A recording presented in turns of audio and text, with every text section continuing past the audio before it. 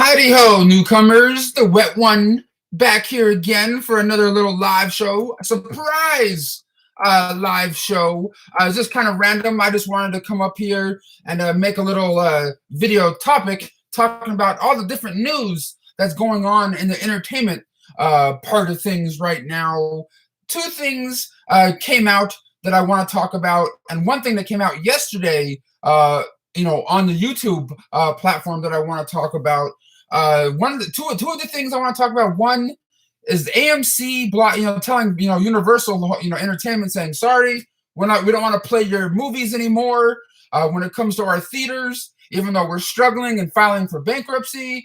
And I want to talk about the Amoeba Records in Hollywood and how they're not going to be reopening their iconic store on Sunset Boulevard right now, and how that's being plastered all over the place when it comes to all social media and different news networks talking about both these topics.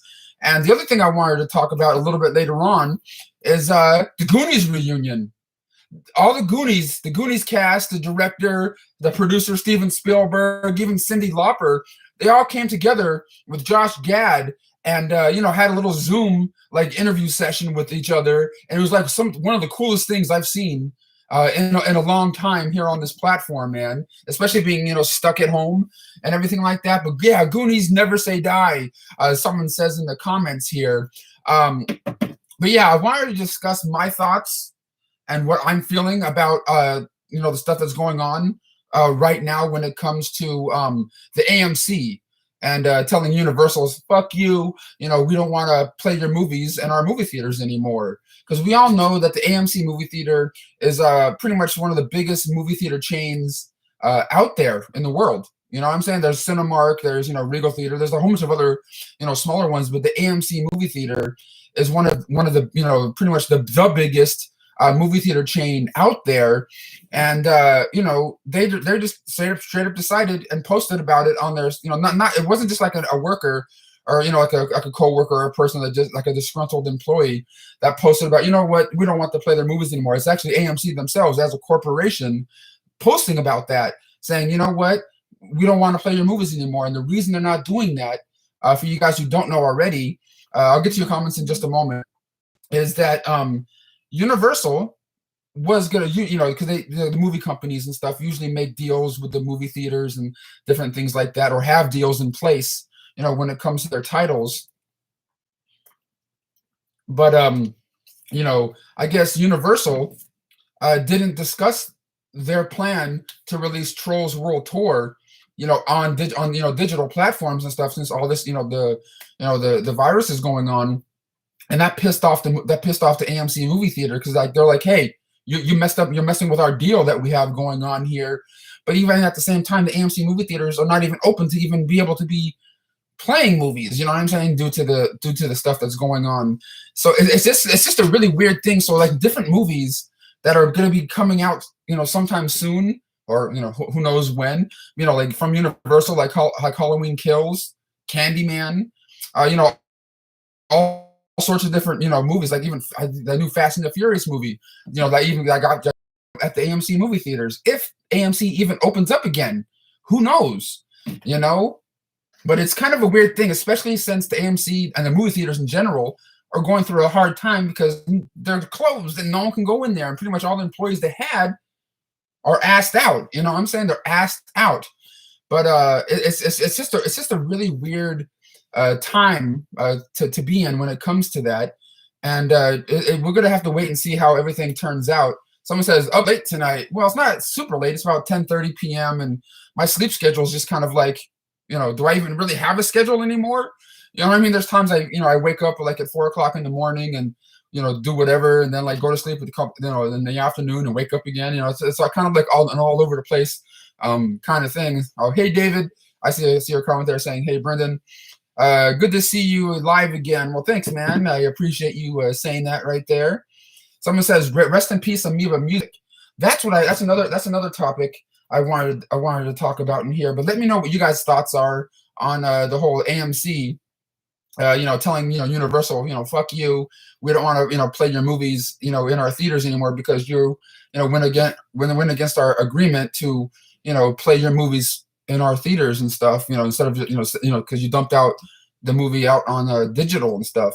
Let me know what you guys think about that. But I kind of get it from both standpoints because movie theaters need the people that they need the studios behind them, and but I don't know it's a really weird thing when it comes to stuff. Someone says AMC sucks for that. I don't know if they suck for that because they do have contracts. These movie theaters and different things have contracts with these studios, and they make a percentage of the box office, even though the movie studios make more of it. And it's a whole thing, and I understand from both standpoints, like why Universal did what they did with Trolls and some of these other upcoming movies, most likely because they need revenue to keep coming in for the stuff that they did make, and they can't just shelve things forever. I'm not of course a marketing genius or anything like that, so don't take anything I say too serious. But I don't know, it's a really weird time right now. It's AMC's loss. They're always Regal and Cinemark. Yeah, I know, but I'm saying the AMC movie theater is like probably the biggest movie theater chain out there. And then we got Ryan Garcia saying Universal Studios is the best movie studio. That's a preference. I'm saying that I think every movie studio has great stuff that they put out and everything. I don't think one's better than the other or anything like that. But someone says, "What's up, dog?" We'll say, "How you doing there? How you doing?" But also, there was another thing that was posted, and people were like sharing this with me all the time. Sharing this with me on social media for the last day and a half or so. And it's about Amoeba Records in Hollywood. I don't know if it's just in Hollywood, but I think it is that they're not going to be opening up their iconic store on Sunset Boulevard anymore. I think they're done. There's articles being posted about this and everything. And I wanted to put in my 2 cents when it comes to this, because you guys know that watch the videos that know that I go into Amoeba all the time. Whenever I'm in Hollywood, I stop by in there, shoot some video. I even went to the last 2 events that they put on at their location in Hollywood. The whole thing with meeting Ozzy Osbourne, like staying on the street for like 24 hours with the line of people and like documenting the whole experience and things. And and just going there in general, because I used to go there with my dad when I was little. My dad, brought me there when I was a little kid, and I'm like, holy crap! There's like 2 floors, one downstairs with CDs and music stuff, and upstairs is all the Blu-rays and DVDs and VHS at the time when I first went there, and it's just like a really cool place to go. And now they're posting about how they're not going to be reopening. They're not going to open the doors to the iconic Hollywood location anymore. And people were like, oh my God, oh shit. And like just a couple weeks ago, Amoeba Records like started like a GoFundMe or like a Kickstarter campaign to raise $400,000, I believe it was. That they tried to help them out. But I was just kind of like, wait a minute, what is going on here? Because originally, for you guys who don't know, Amoeba was going to be moving locations this year anyway. Just to like a couple blocks away from where their location is now at the the iconic Sunset Boulevard location, and they were going to be moving just like probably like 5-10 minutes in a different direction, but still in Hollywood, pretty much next to the Pantages Theater or in and around there. And people were like going, oh my God, and like making it out like Amoeba Records is going to be gone. It's just going to be disappearing. And I'm just kind of like, no. Unless I'm reading something wrong when I'm seeing these articles and things, unless like the whole move is not going to happen now because of the virus or anything like that. But like originally for the last year or 2, they were talking about moving to a different location, and I'm just going, are they trying? Is Amoeba Records? I love them. Okay, everyone that works there is cool. I always like going in the store and stuff. I ain't saying anything bad, but it's just kind of like, are they trying to put like a weird spin on this? To try to like make everything, make it seem like, oh, woe is me, Amoeba can't open again because of the whole, virus that's happening, even though they're going to be moving to a different location. But we have a GoFundMe over here. I don't know. Something seems a little off to me. I don't know. Maybe I'm thinking a little weird about it. But I do love records. I do love the staff for the most part that's there that I've interacted with throughout the times. It just seems kind of weird, that they're I don't know if it's them personally, but just like the news outlets that I'm seeing like posting articles about what's going on. And people when I see them post stuff on their Facebook page or Instagram and stuff, people are like, I think they're thinking that Amoeba Records is gone. It's them. No more. It's like it's not happening. It's not opening anymore. It's kind of a strange thing. Someone says, Brendan, whatever happened to Cinestalker friend? He's still my homeboy, my buddy Danny. We talk all the time and stuff, Instagram and messages and stuff. But yeah, man, it's just a really strange time. A lot of businesses are going through, businesses and people like us that regular folk. Everyone's going through it. You know what I mean? Unless you're like super rich and don't have to worry about money and shit, then you're most likely set and fine. But like, it's just kind of strange that, like a company like AMC, the biggest movie chain most likely in the world. I haven't traveled around, that often, but I think AMC is like the biggest one, at least I know, out here in California. After 30 days, they're filing for bankruptcy. I'm like, how much money did they even make? Did they even make anything?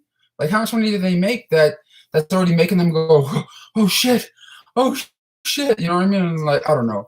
I don't get the financial stuff when it comes to things. It is like, to me, it's kind of soon for a big company like that to be like, oh shit, But did you see my video, Brendan, about Forbidden Planet? I don't think I have. I don't think I did. Brendan, are you going to do a one video about working there and all the crap that made me do? I'm thinking about doing that. Yes, I'm thinking about doing that in the next week or two. But I'm not gonna lie, the way YouTube's been lately is, and just the way the world is too. It's kind of like making me go fuck. You know what I'm saying? Like I don't know how to explain it. Like, is my internet okay? Is my internet has it kicked me out yet, or like slowed down or anything like that? Because this time on my live show I'm doing this from my actual computer, that my Mac computer, but because I have that new, of course, wireless mesh extender, or whatever you guys want to call it. Where'd it go? This thing right here, like, plugged into the to the outlet down below me over here, and I'm not even 100% sure if it's even running correctly, or if it's even connected or anything, because I can't even tell. But like, the lights are on and I kind of followed the instructions the best I could, but I'm also not the brightest, or I don't know. But I recently got this thing, and I'm hopefully it's working, but I don't know. But hopefully, because usually when I do the live shows from from this thing, sometimes I get like a notice saying, your internet connection is doing something, kind of strange. But I'm also getting Brandon Lewis with that little symbol thing again, because he loves doing that. But that Wi-Fi extender isn't good. It's not doing nothing. Everything is working well, okay, but I'm also getting people that are giving me those little symbols there. But if you guys are watching this and you guys, support the videos in any way, please always hit the thumbs up button, and drop comments and things like that, and try to share the videos around, because I'm always just trying to grow and bring in hopefully new people, throughout the time I've been up on here. Some people says it's working good, it's better now, but at the same time, I don't even know if I even connected it right. You know what I mean? But you know what I'm saying? I don't know. I'm gonna have to look into it a little bit more. But the way things are in the world right now, and how everyone's kind of just pretty much stuck in place for the most part. I mean, you can go out and do a couple things, but like, sometimes I forget what day it is. You know what I'm saying? Like, I wake up and I go to sleep. I wake up and I'm just like, wait, is it Tuesday still, or is it Wednesday? You know what I'm saying? It's just kind of like, oh shit. Someone says, do impressions. Impressions of what? Hey, you talking to me? Are you talking to me? I don't see anybody else here, so you must be talking to me. I don't know. That was horrible. That was atrocious, man. I did earlier post up a video today that I made today, actually. going down in my garage and going through some tubs and boxes of movies that I have down there, right, downstairs, and just seeing what I have and seeing if I can find stuff to flip, on my eBay store, which I have a link for in the description box. And it was called like, how to find Blu-rays and DVDs to sell, online when stuck at home, pretty much, kind of thing. But if anyone hasn't seen it yet, there's a link for it, or go to my channel and you guys will, get to see it and stuff. I'm just doing this a random live show and stuff now because I'm like, what else is there to do? Do I think Fry's Electronics will survive? I don't know, because even way before this, this thing, broke out, their stores have been empty. And there's like nothing going on in them. This doesn't seem like they get restocked or anything. I mean, for like the last year or even more. So like, I don't even know. Like Fry's has just been really like a shit show for the last, like, I don't know, 5 years, to be honest, like at least 3 to 5 years. And I don't know. It's just, it used to be a really fun place to shop and, find some cool like deals when it comes to like physical media and stuff. But now the physical media aisles used to be like 5 or 6, rows or aisles full of stuff. And now for the most part, at the 2 Fry's I know I can go to, it's just like one little row or like it's pretty much like one row, but in one of them's like they try to stretch it out into 2 because the way they kind of like pad it out by like instead of like putting movies side by side, they kind of like face them all out like this, and like it's kind of a strange way they they do that and everything. But I also had the other topic I wanted to talk about tonight because we already talked about what my thoughts on the AMC. And Universal telling them no, we're not, or AMC saying no, you're not playing your Universal movies in our theaters anymore. Fuck you. But who knows how long that'll last for, or anything. But we also talked about my thoughts are on my thoughts are on Amoeba Records in Hollywood and what's going on with them and how they're closing their iconic store in Hollywood. Which is kind of sad, but I did hear and I did know for the last long time that they're going to be, opening up a new location, and they do have a GoFundMe up or something going on when it comes to, keeping them afloat, trying to raise $400,000, I believe it is. But the other really cool thing, that's not like drama related or like sad related. Hold on, we got a $2 super chat donation here from John C. It says, been watching you since 2010. You rock, brother. Well, thank you, John C., for your contributing to the show. I appreciate you, sir. Thank you for the kind words. But yeah, the one thing that kind of lighten up my world and my little my mind a little bit. Since we're all been going through this rough time. There was a really cool thing that happened. A really, really super cool thing that happened this week that got posted on YouTube. They had a Goonies reunion, man. Josh Gad, who plays, Olaf in the Frozen movies, interviewed the cast and like the director and Steven Spielberg and Cyndi Lauper and, like all these, even the Fratelli brothers from the Goonies. And they had like this big Zoom conversation with one another. It was like a really big, cool little like interview thing where everyone's, doing their social distancing and everything, but like they got the whole fucking cast, man, and they were talking about the movie and just like their thoughts and everything on it. It was just like the coolest fucking thing the coolest fucking thing I've seen. It's like probably like 20 minutes, half hour long. I was just like, holy shit, this was dope. I think I watched it twice, once by myself and once with my mom and everything. We got a $5 super chat donation from Fluffy, the Fluffy Gamer. Thanks, Fluffy. I love you, man. It says, I farted because I do what I want. Every day is like Groundhog's Day these days. P.S. Your internet is good. Love you, man. All right, thanks, Fluffy, man. You didn't have to send in a donation, brother, but I do appreciate you, man. And I love this. Play some video games soon. I want to play some Mario Kart, and I want to play some motherfucking, Mario Party. Even though I'm probably gonna lose. You guys can whoop my ass. But fuck Tiger Woods. Fuck that Tiger Woods game. That shit sucks. That shit sucks. But yeah, guys, the whole thing with the Goonies reunion, It's on YouTube right now, but like, the cast members got together and, we got Sean Astin, Corey Feldman, Martha Plimpton, and, the Kwan, I forgot how to say his name right, but the guy that played Data, the Fratelli brothers. It was just like the coolest thing ever, because you guys all know the Goonies is one of my favorite, or is my favorite movie of all time.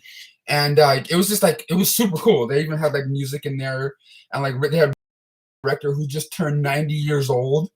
They're talking about the movie or trying to figure out what Zoom is. It was kind of funny. Like, we also got Richard Donner, in the chat right now, and it's just like Richard Donner trying to go, is this working? Is this working? You know what I mean? Like, he's 90 years old, not knowing what the hell, how to work the computer. I'm 37 and I barely know how to work this shit. And it was like the coolest thing, out there. Someone says call Gabe. It's a little late for that. I don't think that's gonna happen. Goonies never say die. And they did say that in that cool little special that they had. I forgot what YouTube channel it's on, but if you type in like Goonies reunion or something like that, it'll pop up. I think it's like one of the trending videos on YouTube right now. But it was so fucking cool and nostalgic, man. Like, they even had a lot of the cast members like recreate their lines or like say their old lines from the movie. During that little thing, it was the coolest thing ever. Ryan Garcia said GoldenEye 64. Well, that was one of my favorite games as like a young adult or teenager or whatever. GoldenEye and the Mario Kart 64. I used to like invite like the friends from the neighborhood over, or they either came over to my house or I went to like the other kid's house, and we all brought our controllers or whatever. Sometimes there was more than 4 of us, so we had to like take turns and shit. But like fucking GoldenEye and Mario Kart 64 was like the ones that we always played all the time and like tried to beat each other. GoldenEye was the coolest thing because you can like get different guns and shit, and like and like have like different weapons. Like that's the shit I want to play again. Like I need to make a video. I don't have to make a video doing it, but I don't know where my game systems are. They may be in different boxes or different places in the garage downstairs. And I need to try to find them because I want to, bust them open, bring them on over to my buddy Aaron's house, so I can like, have like a video game nights over there. Because that's like, I would say Aaron's house is like the middle ground when it comes to a lot of my friends that are out in the Hollywood area and shit. We all kind of like meet there sometimes, and we all just like play games, do some nerdy shit and everything. Forgot Fluffy Gamer says, "What's up, everybody? Hope you guys are staying safe, man. Hopefully you are too, man. Doing what you do out there in the wild." Hopefully the eBay game's doing well for you, sir. Because eBay and YouTube is the only thing I got going when it comes to stuff. And YouTube is taking a shit right now when it comes to advertisers. You know what I'm saying? Like I made a video earlier this week or last week talking honest about what I make, how much money I make on YouTube, and how much money I have made since being monetized on YouTube. And since the whole pandemic happened, advertisers on YouTube are pulling out. And like these the higher paying ones. So like everyone that's on YouTube, I don't give a shit who you are. You can be the top YouTuber on the planet. You're feeling the crunch. Because like anybody that's putting up content right now on YouTube are pretty much not really making anything compared to what they were, before this pandemic happened. You know what I'm saying? Saying like, that's to say, I'm gonna be honest with you. On average, before the pandemic happened, on average, whenever I made a hoarding up video, which is the most popular videos I do on my channel, on a weekly basis, I would put one up. They would get anywhere between 4 to maybe 10,000 views, in and around there, maybe 7,000. It's anywhere between 4 to like 10,000 views. Sometimes a little bit less, sometimes a little bit more. You can never judge what's really going to happen, on the tube and who's going to click on what and any of that. But on average, my hoarding up videos would make about $20 to $30, every week when I make one. Now, whenever I do one, it's like fucking $5 to $12. I'm just like, huh. And the videos are getting pretty much the same views and all that same kind of stuff. And but when it comes to other videos, it's kind of like everything. Monetization wise on YouTube, not just me. I'm not the only one that's going through it, because I've seen other videos of people talking about stuff. So like everything is, the whole world is being, affected by this. Even the internet world. You know what I'm saying? It's kind of like, it's like a domino effect. Everything is kind of like crumbling down, on each other when it comes to money and stuff. And Fluffy says, eBay name is FluffyGamer619.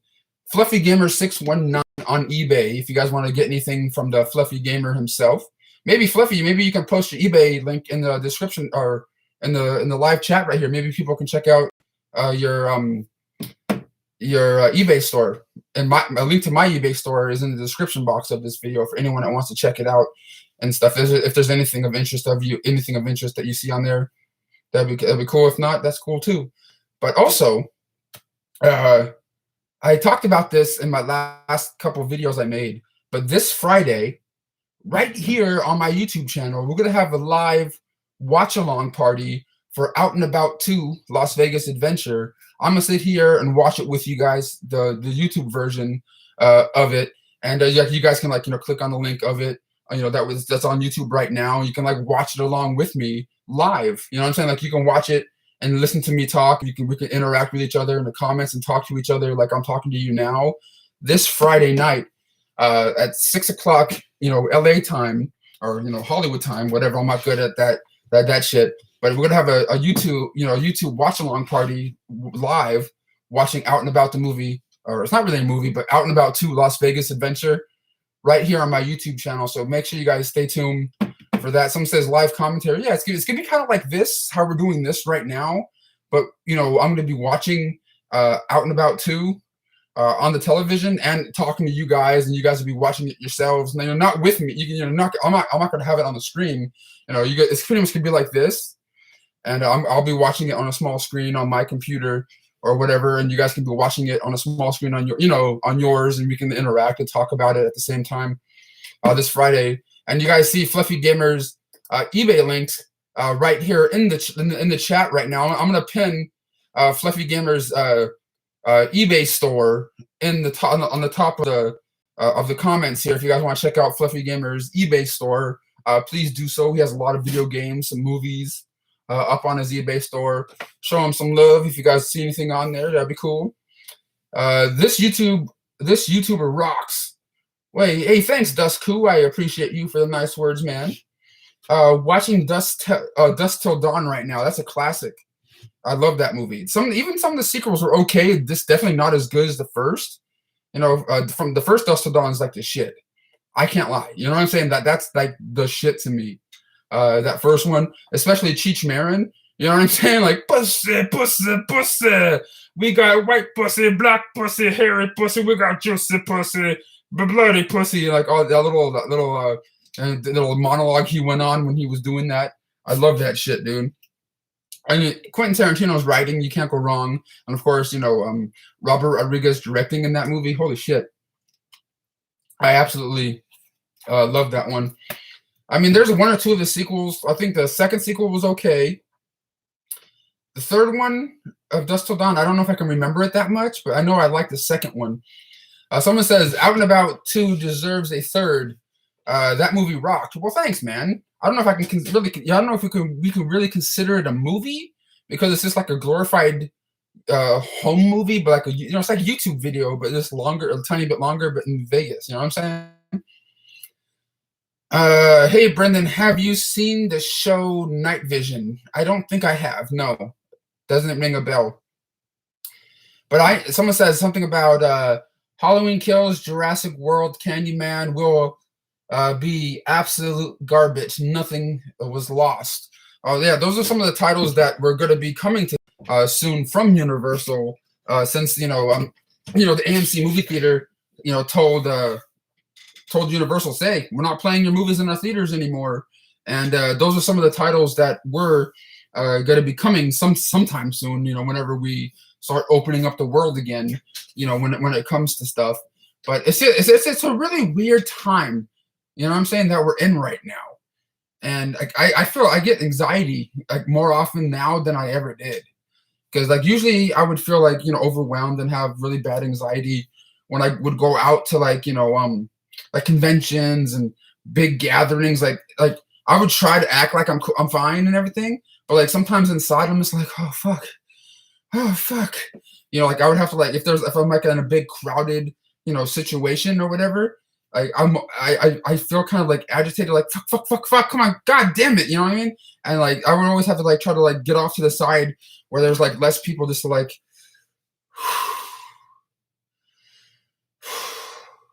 sometimes it's kind of, but now that same feeling, this like happens even more often now. Just like waking up going, do I really want to go out to the store? Do I really need to do this right now? Kind of shit. You know, like recently, like I talked about in my last live show, I went down to my friend Aaron's house to celebrate his birthday for a few days, and I made a video about it. I haven't uploaded it yet or anything, but I will soon. I have to, get on that. But for the most part, we stayed at his house and just played video games, watched movies. You know what I'm saying? Like I watched Scarface for the first time in probably like 10 years or more. I seen like clips of like fucking the 4K version of it and stuff. But actually, the first time in a long time, I actually sat down and watched it all the way through. I'm like, that's a great fucking movie. I'm like, it's long as fuck, but it's a great fucking movie. Someone says, have I met Geraldo? I don't know. Is AMC deal or what? Is AMC dead or what? I have no idea, dude. I have no idea. They said a week or two ago, like pretty much like 2 or 3 weeks after the whole pandemic, happened, that they were filing for bankruptcy. And I'm just going, how is the biggest movie theater chain in the world filing for bankruptcy so soon after stuff like this? You know what I mean? But now they're telling Universal, fuck you. I know we're not open now. We don't know when we're opening or what's going on. We're filing for bankruptcy and all this shit. But you know what? Even if we do open, we're not playing your movies in our theaters anymore just because you put Trolls World Tour on digital, without, our consent and shit. Because the companies have their own, deals that they work out with one another. I get it from both ends and stuff. I understand what's going. I do understand from both ends, money wise, and what they intentions are. See here. What's on your shirt? This is like a generic ass Blockbuster, make it a Blockbuster night t-shirt that you can get at Targets or I don't know if you can anymore, but I think you can. This is a generic Blockbuster shirt that I got at Target like a year or two ago, I think. Hi Brendan, which movies is your hey Brendan, which movie is your favorite movie in the Halloween series? I just recently sat down and watched most of the Halloween franchise again for the first time in a while. Some of them I watched with my with my nephew Ethan and stuff because he likes Michael Myers and stuff. And his family, his mom and dad don't care that he watches it or whatever.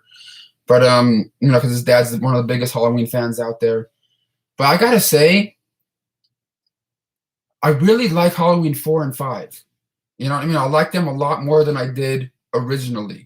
The ones with Daniel Harris, and I really do appreciate those ones a lot more now after watching them for the first time in a while. I'm like, those are actually pretty solid, two movies and stuff. But then they go to number 6, and I'm like, oh, because I used to love Halloween 6. That used to be one of my favorite ones and stuff. But now after watching pretty much all of them, all the way all the way through except for the Rob Zombie ones, I don't know if I want to sit through that shit again. But I gotta say those are pretty solid. But number 6 definitely lags. I'm saying it definitely doesn't really hold up as well as Halloween 4 and 5 and of course the first 2 and things. But Halloween H2O, someone says is the best. But I used to love that one too. I was excited as fuck when that first Halloween, when Halloween H2O was coming out. I'm like, oh shit, Jamie Lee Curtis is coming back. This looks dope. And plus, like back in that time period, I think it was like the late 90s, I believe, something like that, mid to late 90s when that one came out. And all these other movies around that time, like Scream was coming out. I Know What You Did Last Summer movies were coming out. And like that's when I was like, fuck yeah, I'm like, I was like getting back into horror again because I really liked all that horror stuff that was coming out at the time. I know some people don't like that era, in horror, especially like I Know What You Did Last Summers and like Urban Legend and stuff. But like I kind of dig those. You know what I mean? Like I was like a teenager in like high school or around that in high school and around that time when those movies were coming out. And I'm like, damn, fuck yeah, like I was going to the theater, going all excited to see them and stuff. Of course, like I know she did last summer movies with Jennifer Love Hewitt. Fuck yeah, dude. How how could you go wrong? And some fucking '90s stuff with Jennifer Love Hewitt in it, dude. I know even Jack Black had a little cameo in the second one. I still know what you did last summer. Screw that third one that came straight to DVD. Fuck that. I think I only ever pretty much like sat through half of that one time. And I'm like, I'm done. I don't care about that third one, But yeah, the mid to late '90s had some great horror shit. Especially the Scream movies. I know that all the Scream movies are not all amazing masterpieces or anything, but like I dig the original three, and the fourth one's okay. And I wonder what they're gonna do if they ever do make a fifth one, because it'll be the first time they did it without Wes Craven, because he's no longer with us and he was a part of all the other ones. We got Sassy Fit Girl saying, "Hey B, I see you, girl. How you doing?" We got Brandon Lewis saying 90s horror movie. JLH is hot. Yeah, Jennifer Love Hewitt, man. She was the shit. I mean, she still is, man. Like she was in a bunch of fucking movies and stuff back in the '90s that I absolutely love. You know what I mean? Because I grew up with them. I have like a soft spot in my heart for some of these movies that she's in. And there's even this movie she made. I think it was like early to mid '90s. Also, I believe it might have been a TV movie, but I'm not 100% sure because I never really like dived into the internet and tried to figure that out or like look it up or anything. But she did this movie called Trojan War that Will Friedle was in, who was also in Boy Meets World and stuff. And it's about this one guy that's obsessed with the most popular girl in the school, supposedly the most beautiful girl in school. And she's coming over and she's about to have sex with him. And he's like, holy shit. And she goes, do you have a condom? And he's like, fuck. And it's pretty much his mission going out, trying to find a condom and all the shit that happens to him as he's out and about trying to find a fucking condom. It was so stupid. It's so wacky. But I fucking love Trojan War, dude. And there's, of course, I Can't Hardly Wait is one of her movies that I absolutely love with her and Ethan Embry. Ethan Embry's like obsessed with her and like, absolutely loves her and wants to like have enough courage to himself to actually talk to her. That movie's amazing. Of course, I know you did last summer ones, and of course, Party of Five. You can't forget that shit. You know what I'm saying? Like she was killing it. Back in the '90s, and of course the Ghost Whisperer. But I don't think that was '90s. I think that was more 2000s and everything. I was just checking my notifications. Sorry, but how are you guys doing tonight, man? I'm just trying to sit here and chill and talk to you guys, and just talk about stuff that's going on in the world of entertainment from the title of this video, which I discussed within the first 20 minutes. So if you guys are coming in now wondering about AMC talk or Amoeba Records talk, you go back to the beginning of this live show and you'll see someone says Heartbreakers with Jennifer Love Hewitt. That was cool too. Not one of my favorites, but it was cool too. But I do there's a movie that she did too that I love, but I know it's not a great movie, but I love it anyway, and that's A Tuxedo with her and Jackie Chan teaming up together to take out bad guys. I'm like, what? Because you guys know I love martial art movies, Jackie Chan being one of the biggest martial art stars ever, and at least one of my personal favorites, next to Sammo Hung, Yuan Biao, and Gordon Liu and stuff. But like when I saw her and Jackie Chan in an action movie together, I'm like, this is gonna be fucking amazing and bad at the same time. And what do we get? An amazing bad movie at the same time. And I still love watching that one. Someone says, laugh out loud. I remember The Tuxedo to Sassy Fit Girl says, do a Chucky impression, please. Ate, Dewey, Dumbella, give me the power, I beg of you. Yeah, well, there you go. I suck at impressions, though. Jennifer Love Hewitt or Christina Ricci. I actually really like both of them, but they're both when it comes to the stuff that they do, they both have like completely different kind of vibes when it comes to them. Like Christina Ricci loves doing the gothic, more darkish kind of stuff like the Addams Family and Casper, and even recently Lizzie Borden, the TV show Lizzie Borden, where she plays the killer. of that show that kills her family with an axe or whatever it is. But then like Jennifer Love Hewitt is more on the light kind of side of stuff. You know what I'm saying? She does some dark stuff, like I know she did Last Summers, but she's more, more of like the, I don't know how to explain it. More like the girly girl of the two. I personally like both of them and everything, but Christina Ricci I had more of like a fucking thing for. I don't know what it was. I don't know what it is. Like back in the day when my sister would get her teen magazines and bought magazines, and she would have like Jonathan Taylor Thomas on the wall, fucking what's it called, Andrew Keegan and Hanson, like little, she would tear out the pictures and put Hanson and Jonathan Taylor Thomas and Andrew Keegan on the wall, and like whatever. Those are like the main people I remember seeing that she had like torn out and put on the wall. And whenever she had those magazines and Christina Ricci was in them, I'm like, can I have that page? And I would put it on my wall like some dumbass. I would have like Christina Ricci, Bop magazine or Teen Bop magazine pictures of her. Sometimes Jennifer Love Hewitt and stuff back in the day. I ain't gonna lie, what I mean. But this was like back in like fucking early to mid '90s or whatever that time frame was. But like I think the movie that made me like really start liking Christina Ricci as like an actress and like kind of like for one of my first movie star crushes was like I believe maybe Casper and Now and Then. You know what I mean? Like Now and Then, Casper, and Gold Diggers, The Secret of Bear Mountain were some of the ones that I'm like, okay, all right, I dig what she's doing here. We got a $2 super chat donation from Hey Dude 607. Someone says, whatever happened to Gabe's ex-girlfriend?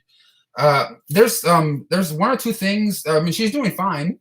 I see her post stuff on her social media and stuff. And I don't really talk to her that often, but when I do, she seems to be in good spirits and stuff. And there's something that happened recently. I don't think I can discuss online because I don't want to like say anything that that I don't think I could talk about. It's nothing bad. It's actually really, really, really cool. But if you do follow her on social media, if anyone can find her, you'll know what I'm talking about. But I don't want to spill the beans on anything like that on here. But she seems to be doing well and in good spirits. Someone says Donnie Yen is better than Jet Li. Well, they're both kind of fucking cool. You know what I'm saying? Like, I don't know when people like leave they leave comments on my video, all my videos going, who's better, this person or that person, and different things like that. I'm like, I don't know, like, because Jet Li has some really cool fucking action movies and done some really cool shit, and so is Donnie Yen. You know what I mean? We got Jet Li with Once Upon a Time in China series doing all these really cool fucking action sequences, especially I think in Once Upon a Time in China 2. When he has this big fight scene like on top of these big fucking I don't know 20-foot ladders, and they're like twirling these ladders around and kicking each other and doing all sorts of different shit. I mean, he's done a lot of amazing movies, not just those. But like then we have Donnie Yen with the Ip Man movies, and like he's even in Shanghai Nights. He's done a whole bunch of cool shit. Like, these guys are legends. You know what I mean? I can't pick who's better than who or anything like that. And I like how people always talk about sometimes and different videos and things I've seen. Who would win in a fight? Would Jackie Chan beat Bruce Lee's ass? I'm like, Bruce Lee's no longer with us. Yes, he was amazing. He did some cool shit. Who knows who would beat whose ass? But like, and see here, Melissa Joan Hart. No, she was cool too, but I never had her, like in like a celebrity crush kind of thing. I always liked, Sabrina the Teenage Witch. I always liked her, and of course, Can't Hardly Wait as well. She, of course, little bit parts, because pretty much a lot of people in that movie had little bit parts. But yeah, Melissa Joan Hart is definitely a '90s staple, in my opinion too, when it comes to that. And Clarissa Explains It All on Nickelodeon. Back in the day, they only ever released season 1 of that on DVD. Like Nickelodeon Rewind collection. I have that as well, but like they need to release some of these old school Nickelodeon shows on physical media, or at least put them on digital platforms so people can actually and watch them now. Kiss of the Dragon is my favorite Jet Li film, someone says. Well, that is a pretty decent one. I haven't seen that one in years, but like one of the ones I remembered liking, I haven't watched in a while, was Cradle to the Grave with him and DMX, and I remember really liking that one for some reason. But who knows? Like, I bought the Blu-ray of it when it came out, but I never watched it on Blu-ray. So like the last time I watched it was on DVD. So I have to rewatch that one soon. And I also really like here. Let me try to see if I can. Let me put this up a little bit because I have most of my martial arts stuff over here. And where is it? Because when it comes to like Jet Li, dude, I have a bunch of shit. I could probably make a separate video on this shit, but like I'm just gonna bring all these over now. Cause like what the fuck, you know?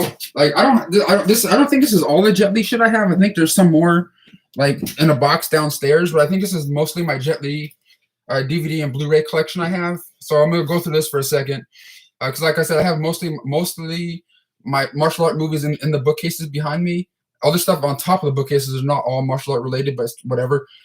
But I have Jet Li, Red Dragon, right here. A lot of these movies came in from Sony or like Columbia Pictures. We got The Meltdown. Some of these ones I don't know if they ever got Blu-ray releases. Some of them have, like this one, Fearless. I don't think I've ever got the Blu-ray of this. I need to do that one day. I'll get to your guys' comments in a second. I'm just going to go through these Jet Li films for a minute. Someone says Master of the Flying Guillotine. That's the shit, dude. Master of the Flying Guillotine was released on DVD with an HD up convert, and it never got released on Blu-ray. I'm like, fuck, but that movie was amazing. Like they made a movie called let me breathe. Hold on. The Fatal Flying Guillotine movies, or the Flying Guillotine movies. There was like 2 or 3 of them. Then they made Master of the Flying Guillotine, and that was a shit. But I also got Dragons of the Orient, which is kind of like a martial art documentary, but with Jet Li in it. That's kind of cool. This one right here, I don't really remember, what the hell is really on it, or if the quality of this is any good. It's like a Jet Li collection that has like Evil Cult, Li Tai Weapon, and Legend of Kung Fu Hero, and stuff on this thing. It's like really, I remember like Fortune 5, so it's probably like shitty quality. I don't even remember last time I looked at that. We got Jet Li: The Legend 2. This was like put out by the Weinstein Company, or like Dimension Films. Like back in the day, they put out a lot of like Jet Li movies, and they put them like in the same kind of format with the red and the black letter, the lettering and stuff like that, in the same kind of packaging. And of course, you can't have the Legend without having the first one here, Jet Li's The Legend. And then of course we got Twin Warriors, because Jackie Chan did Twin Dragons when it was Jackie Chan had 2 of himself. A good version, and I think 2 versions of himself, and then they did Twin Warriors with Jet Li and Michelle Yeoh. We got The Legend of the Swordsman right there. Like, as you can tell, like I said, a lot of these ones were put out by Dimension Films and have the same kind of like artwork going on in them. Try to like stand out a little bit on the shelves back in the day. Someone says Steven Seagal is the GOAT, though. I can never really get into his movies that much. You know what I mean? There's some stuff that came out, like the Under Siege movies, that came out back in the 90s as well. But I mean, nothing like he doesn't hold a candle to like Jet Li, Jackie Chan, Yuan Biao, Donnie Yen, and all those guys, or anything like that. Someone says, bro, who's conversating now in the martial art movies? I don't know what you mean by that, but I've always loved martial art movies. We got Fist of Legend right there in the part of the Jet Li collection. The Defender. This one was actually kind of really good. Actually, all of them are pretty fucking cool. We got Contact Killer. This was put out by Sony Home Entertainment right there.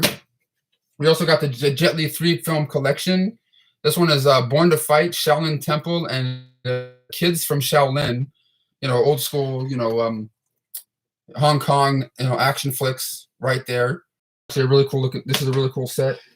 We have this one's not in order. I don't know what happened over here, but we have Once Upon a Time in China 6, when Jet Li, came back as Wong Fei Hung, right there. I'm gonna put these off to the side. We also got Jet Li: The Master. We got Once Upon a Time in China 5. Yeah, I don't know if I cared for those ones that much. I love the first 3. We got Once Upon a Time in China 4. And of course, you can't go wrong with the Once Upon a Time in China series, 1, 2, and 3, that they have in this set that came out from Eureka Films. like it looks like I still have the plastic on it, but I've opened them up. And Donnie Yen is actually in. I forgot which one he's in, but he's in one of the three. But these are on Blu-ray right here. The first three. These are like the most amazing ones in that series when it comes to Jet Li. But of course, I have some Jet Li Blu-rays, and that is the only 4 of them right here as of right now. As some other ones too, like Lethal Weapon 4 and shit, or 3, whatever it is. The one on Blu-ray, War on Blu-ray, which I haven't opened yet. That movie I was talking about, Cradle to the Grave, with him and DMX. This one I bought when it first came out at Fry's. That's the Fry's sticker, but I haven't fucking opened it yet. So I want to rewatch this one soon. And of course, Romeo Must Die with Jet Li and Aaliyah, the movie she made before she passed away, and everything like that. But yeah, dude. It was also The War with him and Jason Statham was the one right there. But this is my little Jet Li movie collection right there. I just ran through for you guys for the fuck of it. I know I may have a few other ones, in a box or two somewhere, but this is the majority of my Jet Li movies that I have. Like I said, give or take a couple of other ones. This guy loves kisses. What are you talking about? Aaliyah was also hot. Someone says, yeah, she was cool. Back when so I'm getting like 1 or 2 messages on here. Let's see here. Rest in peace, Aaliyah. Someone says, but yeah, that was just my little Jet Li collection. I have a bigger Jackie Chan one and everything like that. I might make a separate video talking about that one day or something, but who knows? I just wanted to. Like I said, I have some other ones that maybe in other boxes, like I forget some of the names of them, but I know I have a few other Jet Li ones. Like I have like 2 other big boxes full of martial art movies that are in the garage downstairs. I try to keep certain ones together, but in the move, things got put in other boxes, so I'll have to figure it out one time or another. Like I think like Unleashed or there's some other stuff I know I have as well. Someone says you met Aaliyah, Dark Who? That's cool. Was she nice? Excuse me, was she nice? I see that internet extender is failing. Is there an issue with the internet right now? Because I don't see any signs of it telling me that it's like cutting out or anything like I used to see before. Unless I'm like looking at unless I'm doing this differently or something. But people were telling me it seems to be a tiny bit better. Are you going to purchase Bruce Lee collection, the Criterion Bruce Lee collection? I'm really thinking about it. You know what I mean? But at the same time, I already have the Shout Factory Blu-ray collection, 2 of them. One of them is like the small condensed version of it, and the other one's like this big packaged one that came out. That comes in like a big book. I mean, like a thing that's like this big, and like you open it up and the discs are like in like these little sleeves, and it has like an extra disc or 2, like a documentary in it and stuff. And I don't know what I'm doing, when it comes to that yet. But I would like it, but like money wise, I have to be kind of careful with shit.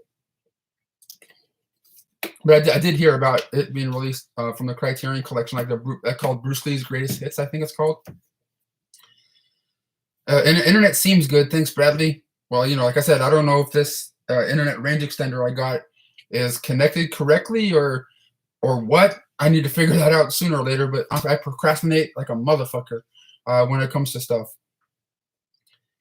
Have I seen Trick or Treat? Yes, I have. The one with Sam in it and stuff. Yeah, it's a pretty cool horror anthology movie. Probably one of the better ones that came out in the past, decade or 2 or whatever. I always dig that one. No issues at all. Works great. Thanks, Ruben.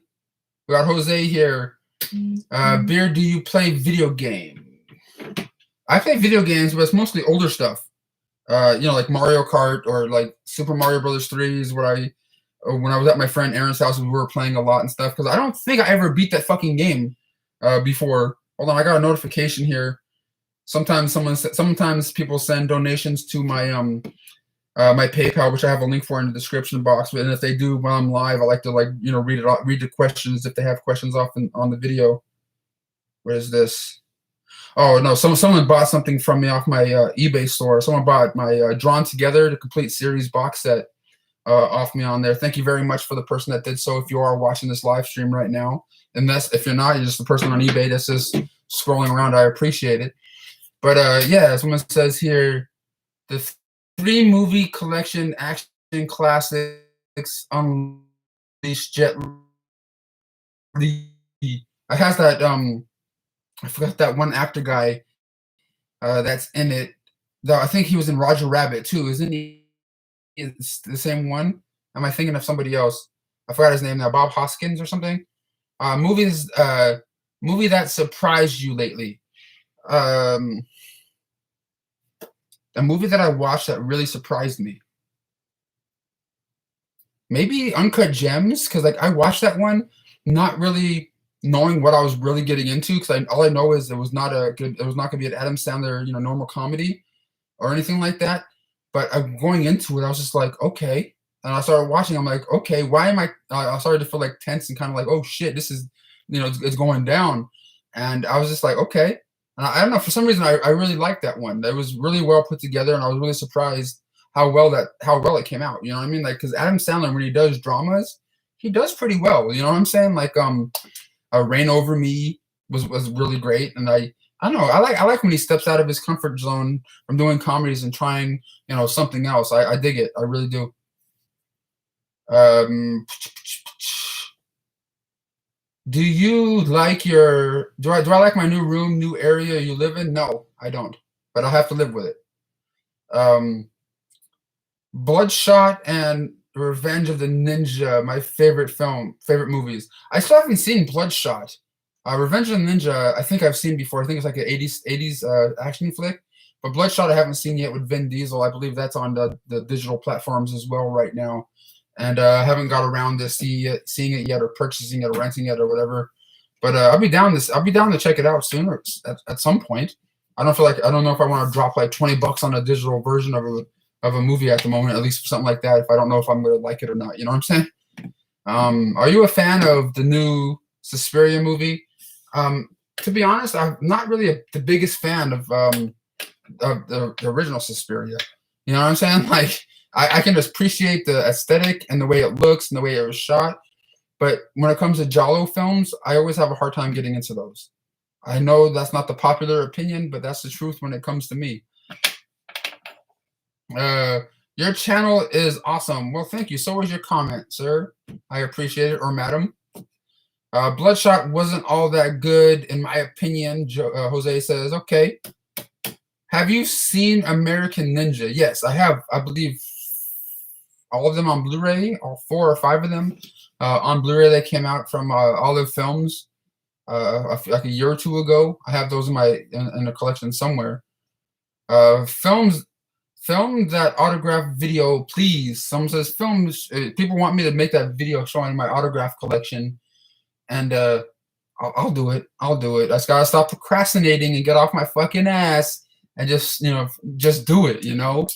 But if you guys are watching this live stream right now, we're about to hit the hour mark right here. So please, let's see if we can get this video up to 100 thumbs up as we're in here. We have over 205 of you in here. See if you guys can tickle that thumbs up button.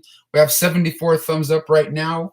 And if you guys haven't yet, please subscribe to the YouTube channel, because YouTube seems to be unsubscribing people from people's channels. Sometimes, like, I have to resubscribe to certain people I like to watch that I'm like, oh, fuck, I didn't unsubscribe. What the fuck? So please make sure you guys are subscribed to the channel, just in case YouTube unsubscribed you for some reason or anything like that, and you just happen to come across this in your recommended feed.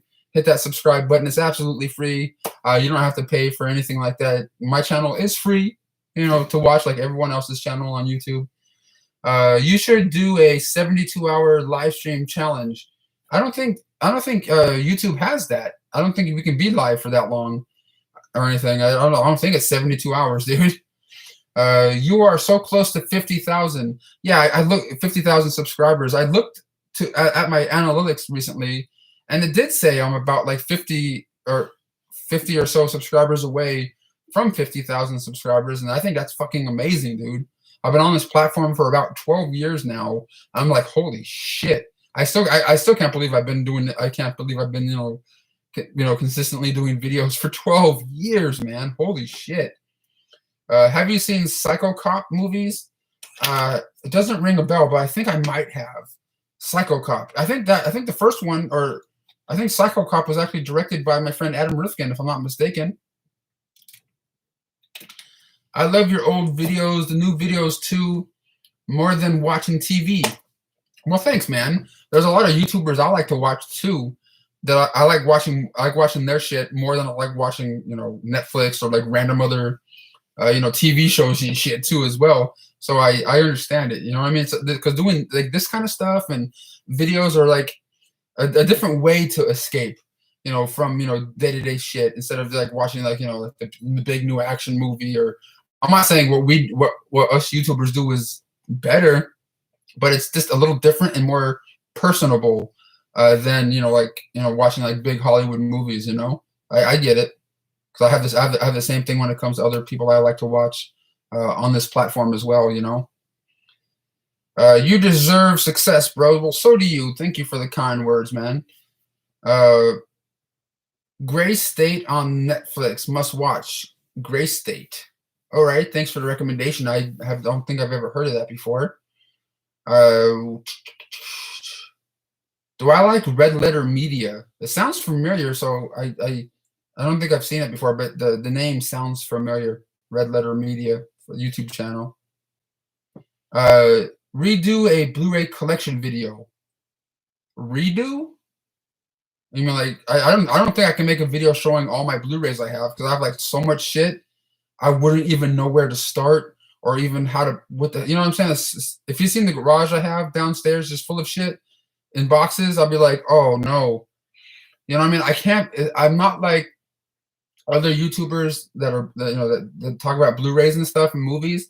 Even when I had them all on display in my old room, okay, there was no possible fucking way I would be able to do a Blu-ray collection video like that, showing every single movie I have, because it's insane. You know what I mean? There's people that have done it, but like they don't have the size collection like I do. It's not a contest or anything, but when you have like a smaller condensed collection of stuff, you can easily like lay them all out and like, oh, I have this, and like do like an hour-long video or whatever, like some other YouTubers have done.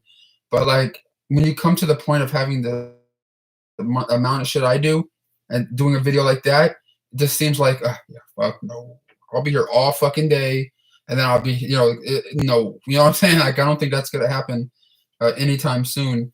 And someone just left a comment saying Burbank. They Live. Yeah, that's a classic, man. That's a classic, Roddy Piper flick right there. You can't go wrong with some Roddy Piper in your life. Brendan, are you getting enough sleep? Yeah, I'm doing okay. I'm doing okay sleep-wise. Yeah, I know this is a random late night, live stream. Usually I wouldn't dump up a video like a live stream like this on top of a video that I shot and edited and put up for you guys to watch today called, if you guys have seen it, let me know in the comments here. The newest video I put up today, like 6-7 hours ago. Check it out. It's like me going down into my garage, going through a couple of boxes or a tub or two, trying to, showing you guys what kind of stuff I have in them and what kind of stuff I'm deciding to try to sell on my eBay store and things like that. Just trying to change up the content a little bit. It's still related to movies, but just trying to change it up a little.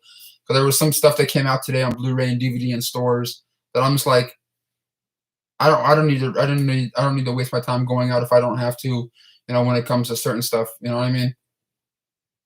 Because like now when I go out to these places, like I said before in this live stream, my anxiety is worse than it has ever been. Because usually, like I said, when I go into big crowded places like conventions and like when I used to go to Comic-Con in San Diego, which is canceled now and stuff, and I would start sweating and like start feeling like I'm gonna fucking like pass out and shit. But now I have that same kind of feeling, but when I go to these different stores or going out into the world and like seeing the people in the masks and like if I hear someone cough in another fucking aisle somewhere, I'm like, oh fuck, you know what I'm saying? Like I know doing these videos is the only thing I have fucking to keep my mind off of stuff, but like if I don't have to make a video going the fuck outside, I kind of don't want to, you know what I'm saying? At least at the moment, the way things are. But like I go into a friend's house and stuff, that's cool. I don't mind that. But like big, like crowded places where a bunch of people are, where you have to go to a supermarket or go to like Walmart or wherever it is and have to wait in this big fucking long line, full of all these people, some of which are not even staying 6 feet apart from one another, even though that's the rule. And there's like even stickers on the ground saying that's what it is. Like even when I go to the post office, to send out packages to you guys or people that buy stuff off of my eBay store, which I have a link for in the description box of this video. I'm in the post office and everyone has to stay 6 feet apart from one another. There's little stickers on the ground. Stand here. Okay, that person moves to that sticker, and then okay, I move up to that sticker or whatever. But then like there seems to be always some one or two people or fucks that don't have a mask on, or or not even understanding what the whole fucking concept of the shit on the ground is. And like I'm here on this sticker waiting to walk to the next one because when the line moves and stuff. But yet there's always seems to be somebody. Here's me. And there's always seemed to be somebody like fucking right here. I'm like, I can like feel your fucking, your fucking life force and shit. I'm like, can you please back the fuck up? Like, even if the world wasn't the way it is right fucking now, I'll be like, could you get off my dick, please? Could you back the fuck up, please? Like, I'm like, it seems like it's starting to happen more and more often now. Like, people are just like not giving a fuck. I know people think like, going out to the, making the YouTube videos and stuff, that I do now. Like sometimes when I go out and about, people are like, "Oh, Brendan, you're out there probably spreading shit." I'm just like, but I'm trying to stay away from people. You know what I'm saying? Like I'm not trying to fucking go to where the clusters of people are, because now in the stores, if me and like other blue tubers go out to the movie section and stuff, we go, that section is pretty much barren for the most part. You know what I'm saying? Like everyone's in the food sections, everyone's in the fucking all those other sections of the store besides the movies for them 90% of the time. And what is this? I don't know. It's just really weird. Cough to scare people away from you. No, I get it, but I don't want to be that asshole that's just doing that. Because I've seen people trying to get views on YouTube or on social media sites, going into stores doing that kind of shit, or doing all sorts of shit just to try to get attention. That's not what us blue tubers do. We're on YouTube. We obviously want attention of some sort, but it's I don't know, man. Like I just like the anxiety of shit and the way it makes me feel just even going out. You know what I'm saying? I'm like, fuck. Because usually I like eating my yogurt and stuff. So like even that's pretty much the only place I go because I can just get in and get the fuck out. And there's really not many people in there, and it's like an in and out thing. You know what I mean? Like they make it for you. You can't even you can't even put your own shit in it or make your own shit. And like the people do it for you. And I'm like, okay.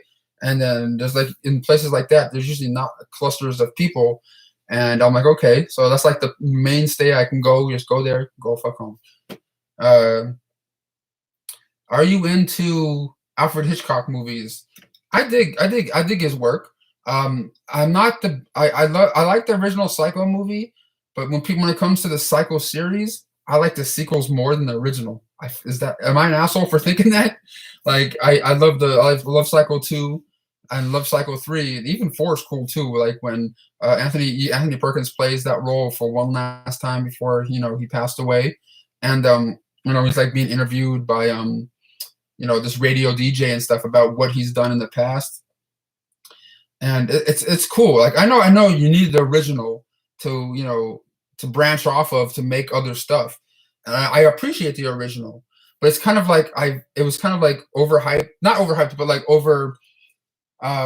like always kind of like shoved in my brain. And like I watched it a handful of times when I was a kid, kind of like the original Friday the 13th movie, the first one with Betsy Palmer. Like those are classic movies, okay? Of course, Psycho is a better made film than the original fucking Friday the 13th. But like those two movies, I don't fucking like watching anymore. You know what I mean? I'm like, I don't want to watch those. I'd rather watch the sequels. You know what I'm saying? Like same, when it comes to Psycho and Friday the 13th, I'd rather, if I'm going to start like a marathon of like Friday the 13th or Psycho, I don't start with the originals anymore. I just start from fucking 2 and move on, start on from there. Am I a dickhead? But like that's just me. Like they're not bad or anything, but they're just like when I was younger, watched them all the time, and I'm like, I'm over it. I don't need to see those again. Someone says hit the like button, chat, man. If you guys are in the live chat right now, we have 214 of you guys. Hit that thumbs up button, man. As many thumbs up as possible is the coolest thing ever to support the channel. What's wrong, baby? Nothing's wrong, Steven. Thank you for all those emojis. What's wrong, baby? Uh, uh, no, I'm not. Someone says, am I watching Westworld? No, I've only ever really watched like the first 2 episodes of season 1. Couldn't really get into it. Who would win in a fight, Jason Mewes or Kevin Smith? I don't know, because they're both not like the fighting kind of type of people. You know what I mean? They're like stoner types. And I met Kevin Smith and Jason Mewes a handful of times throughout the years. You know, Jay and Silent Bob, and they don't seem like guys that would want to fucking, or they're kind of like me. We're kind of like little like pussy boys, and like we don't want to have any big confrontations and shit. So we just kind of like stay to ourselves. But I don't know, if I had to pick between Kevin Smith and Jason Mewes, maybe Jason Mewes. You know what I'm saying? Someone says, stop begging for thumbs up or I will thumbs it down. Well, then thumbs it down, thumbs it up, thumbs it down. Who gives a shit? You know what I'm saying? It's just kind of cool to see interaction happening, when it comes to the thumbs up, comments, and all that jazz. You don't need to be a party pooper, sir.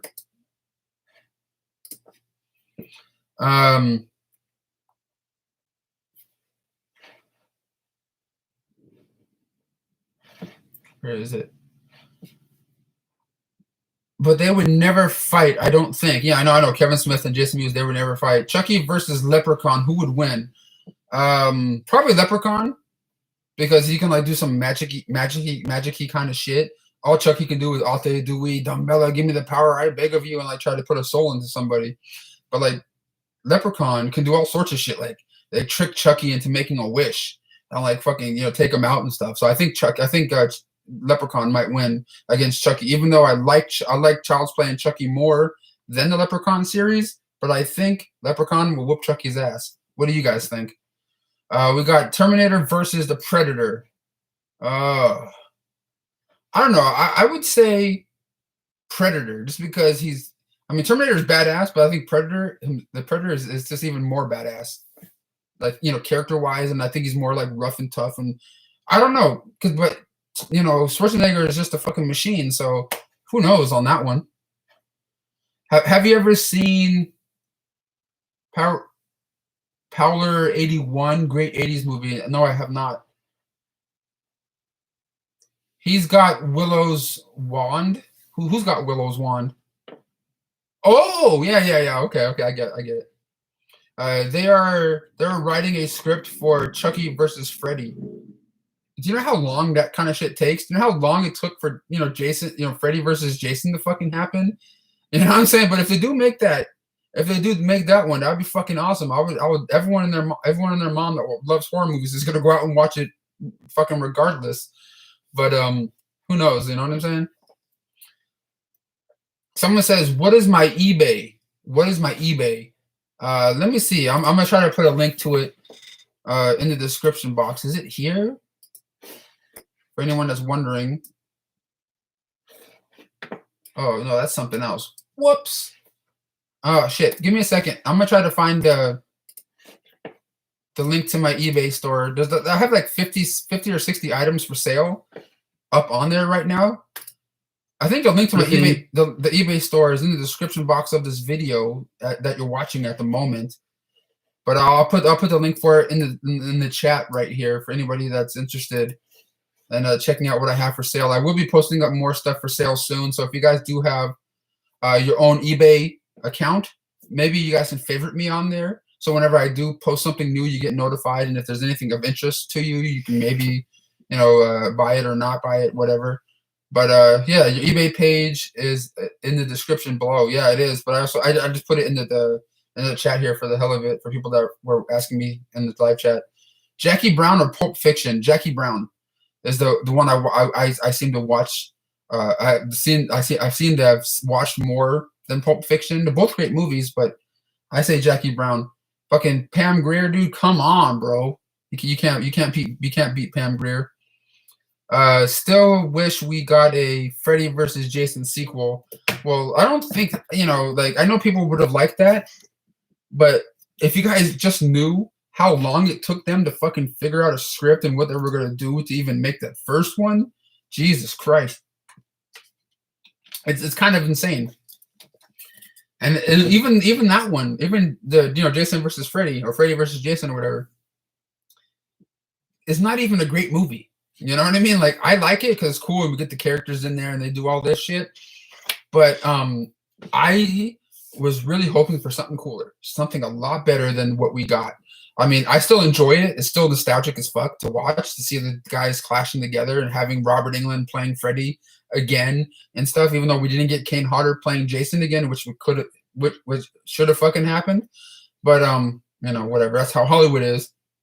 But I don't know, man. I just don't like. I don't know. It felt like it could have been better. It took so long to figure out what kind of story they were going to go with that one, but I was just hoping it was going to be a lot better than it was. Who's cutting your hair, bro? No one now. All those places have been closed for a month or longer now, a month or more, so I can't do shit. So no one's been cutting my hair. It's just been growing. What do you think about Amoeba closing? I actually talked about that within the first 20 minutes of this live stream. That and my thoughts on AMC and Universal and stuff, and what's going on with that at the beginning of this live show. So if you guys want to check that out, and I'll go back in the replay when this live show goes back up again. I came to your face. Okay, I want to know now. I came to your face. I want to know now. I don't know what you're trying to say. You came on my face? Is that why my complexion's been getting a little bit better recently? And I was saying, because I heard if jizz fucking really kind of like exfoliates the fucking skin. Psycho Cop versus Maniac Cop. Maybe Maniac Cop if I had to pick. Thanks for keeping us entertained during this time. Well, thank you for supporting the channel by leaving a comment, being a subscriber, and it's really I'm really thankful for you guys. Being up. It's late at night, man. It's almost midnight over here. So 11:43 p.m. and we have 225 of you guys in here chatting with me, watching the show, watching this live stream right now of me just sitting my cringy ass in my room talking. And you guys are most likely from all parts of the world, and I think this is fucking cool. You know what I'm saying? Just be able to chat with people and see what's going on out in the world and discuss what I think about certain topics that are happening now when it comes to the way the world is today, like the AMC and Universal Studios and Amoeba Records in Hollywood and all sorts of different things, like the Goonies reunion that happened a day or two that was posted online. That was amazing. I talked about that earlier as well. We got a $2 super chat donation. Thank you so much. All super chat donations are really thankful. I'm really thankful for them as well, because no one has to donate to the show. But when people do, it's fucking mind blowing and cool. We got a Snug Life. It says, when you going to watch Frozen 2? I actually did watch Frozen 2. It's on Disney Plus. I watched it with my my niece and nephew Ethan and Arya like a week or two ago. We watched it on Disney Plus, and it was all right. I mean, it didn't blow me away, but the kids really liked it. You know what I mean? They were like, usually when we watch certain movies or TV shows together, after like half an hour, or whatever, or even less, they get kind of fidgety and they always start bouncing around the room. They're not really paying attention anymore. But when Frozen was on, they actually sat there and watched the whole thing. You know what I mean? Like they didn't, they didn't leave the room or, didn't start jumping on the bed or what have you. So they really did like that one. I thought it was okay. You know what I'm saying? Like I'm not really into the Disney movies of today as much as I was of the Disney movies of like the 90s and the stuff that I grew up with, like Sword in the Stone and, like Aladdin and like Lion King and, like I said, Sword in the Stone is one of my favorite ones, and Sword in the Stone, Oliver and Company are two of my favorite ones. As a kid, I always like going back to watching different things, and those are my two of my favorite ones. Of course, Little Mermaid's the shit too, Aladdin and everything. Call Gabriel. That's not gonna happen right now. It's kind of late. I don't think he's even gonna, say anything or answer from where he's at. But I don't even know exactly where he's at. But like, I don't want to call him if it's like different time, because I don't think he lives in the same time fucking thing as me right now, to be honest. Brendan, how far are you from Hollywood? maybe like if there's no traffic, maybe like a half hour, 40-minute drive. And what? Have you seen The Last Unicorn? It sounds familiar. Is that 80s style animation movie or animated film? In and Out versus Five Guys. In and Out versus Five Guys. I don't think In and Out has pizza, does it? Isn't Five Guys a pizza place? Hot dogs or popcorn at the movie theater? Probably popcorn. I mean, hot dogs, I'm like, you can finish that real quick and it's still expensive, but popcorn seems to last a little bit longer. So maybe popcorn. Duel versus Joyride. Probably Joyride. I probably enjoy watching Joyride more than Duel. Even though Spielberg, did a good job on that one, but I like Joyride a little bit more than that movie. Brennan, what's your top 5 best horror movies of all time? That's like a video I'm probably gonna have to make at some point for my YouTube channel. So I'm not gonna answer that question right now. I may make a video out of that one day. Someone says Dookie Butter Pops at Walmart. But yeah, like I'm planning hopefully in the next week or so or whatever to make my first video talking about my experience working at Walmart and telling you guys some stories about what kind of stuff they asked me to try to make me do, or the kind of stuff that I did see working at Walmart, what some employees did or didn't do, and what other customers did and didn't do. And I'm sure some of these people even today still do that kind of shit even in this kind of world. And if you guys knew what I saw working as a maintenance man at a Walmart, especially during times like this, even more with people, and it'll probably disgust the fuck out of you and make you not want to eat the stuff that they prepare at those places, food wise, and maybe even other shit wise too. You know what I'm saying? Especially if you're one of those people that's real fucking crazy about like germs and different things and touching stuff and consuming stuff. It's fucking disgusting. It's one of those. It's some of that stuff I've seen when I was there. I was just like, fuck, dude. You know what I mean? Like, oh fuck. It made me go somewhere else to eat for lunch. You know what I'm saying? Like, I made me not want to get the food there.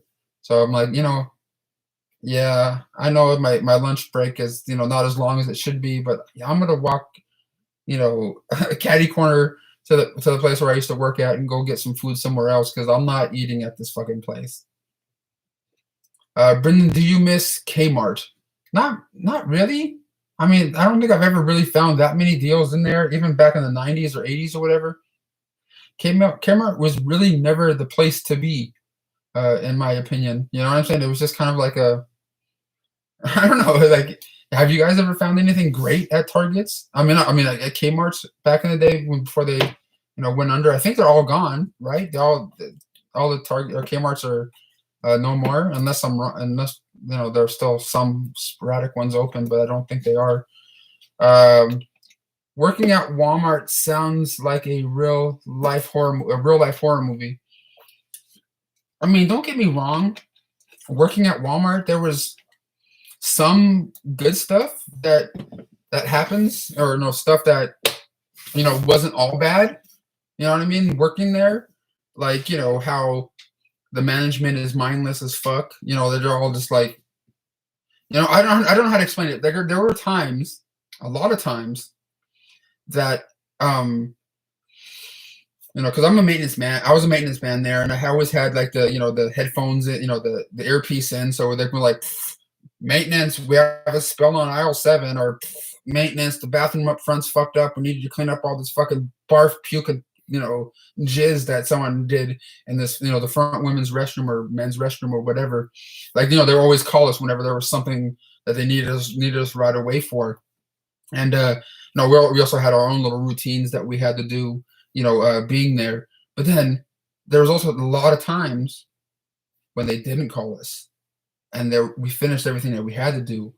And there was times I'm like, okay, what am I doing? Am I just gonna wander around the store with a push broom, pretending like I'm doing shit, even though everything seems to be okay? And there's times I'm just like hang out in the fucking break room. You know what I'm saying? Like I'm there for like 45 minutes or more, and like no one's calling, no one's saying shit, no one gives a fuck, and no managers ever noticed, and you know what I'm saying? Like there was times like that, or like times I'm just like, nothing's happening. I'm gonna hang out in the bathroom, fucking text on my phone, like, hey Danny, what's going on, man? You fucking, how you doing? I'm like, there was times like that went down as well. So like it wasn't all bad, but some of the shit I did see and witness being there was kind of atrocious. You know what I'm saying? Like I know what I did, like hanging out in the break room was not a good thing either. But at the same time, if they're not calling me and everything is done, what the fuck am I supposed to do? Wander around? I hate that. I hate when companies or places you work at, even if you're done or everything you have to do is done and finished, we want to make it look like you're doing something. Like make it fucking like managers are always like, well, I can come up with something for you to do, or like pretend that you're busy at least. Could you walk around and look like you're busy? I'm like, everything's done. Why do I have to pretend like I'm fucking busy for who? You know what I'm saying? Like it's strange, especially when you're getting paid fucking a minimum wage and being looked at like, who gives a fuck? You know what I'm saying? Like looking at you like, go do it, little fuck boy. Go fucking clean up this fucking dookie shit or whatever all sorts of shit. And it's some of the people, some of the management there would always kind of look down at you and at not just me, but like other people, that are not management. You know what I'm saying? They were kind of like look at you and talk down to you at sometimes. And I'm kind of going, we all work at fucking Walmart. Our lives are not really going anywhere, no matter what fucking position you're in. You know what I'm saying? Like, where has your life gone that's making you, you're at a Walmart, but you're talking down to somebody that works at a Walmart with you. So it's just like, well, yeah, you're a manager, but like, calm the fuck down, dude. You know what I'm saying? Or ma'am, or whoever the fuck it is.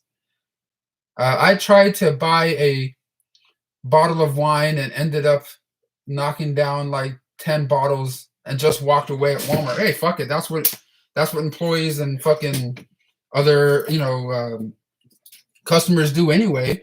And guess what happens? They just call a random poor little fucking maintenance man or maintenance lady. Hey, go get that fuck boy. I'm like, all right. But they never said fuck boy or fuck, go get it, bitch, or anything. But sometimes the way they say it sounds like they're saying go get it, fuck boy, but they're not really saying it. But it sounds like that's like their tone and stuff sometimes. Well, the difference is the salary.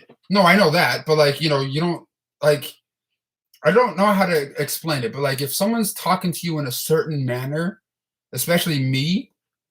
I know a lot of other people too wouldn't put up with it, but like sometimes in certain places at certain times when you're being talked to in a certain manner, like there was one or two times in my experience, being in in the workforce and stuff is when people would talk to you in a certain way, and I would straight up just be like so fucking furious from the way they were trying to talk to me. I would say. They wouldn't always say like bad words or anything, but just like the fucking tone of their voice and the way they were like, you gotta do what we say, kind of shit. And like, you would have to be in the moment. And it was kind of like, I think there was one time I said, you're not talking to a television right now, right? Kind of shit. Like I would get so fucking frustrated. I would want to like fucking like, fuck you, shut the fuck up. You know what I'm saying? But like I never did, but like I always kind of want, if you're gonna fucking get down on my throat like that, it's kind of fucked up. But someone says Z's. I don't know, you falling asleep, listening to what I'm having to say. ASMR LN right there. But what is your favorite anime? I'm not a real big anime fan, but when it comes to Walmart and all that kind of stuff, like I said, I'll be making videos on different things that I experienced working there and everything like that coming soon.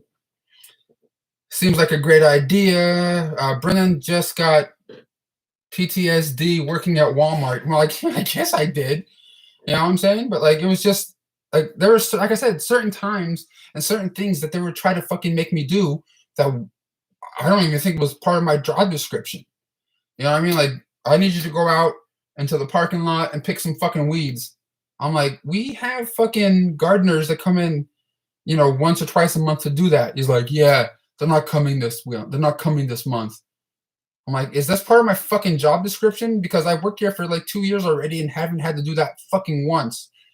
And there, there's other stuff too, like, I'll talk about in the video. Let's just say it has to do with rodents, and you'll be surprised of how how big places like that have like infestations.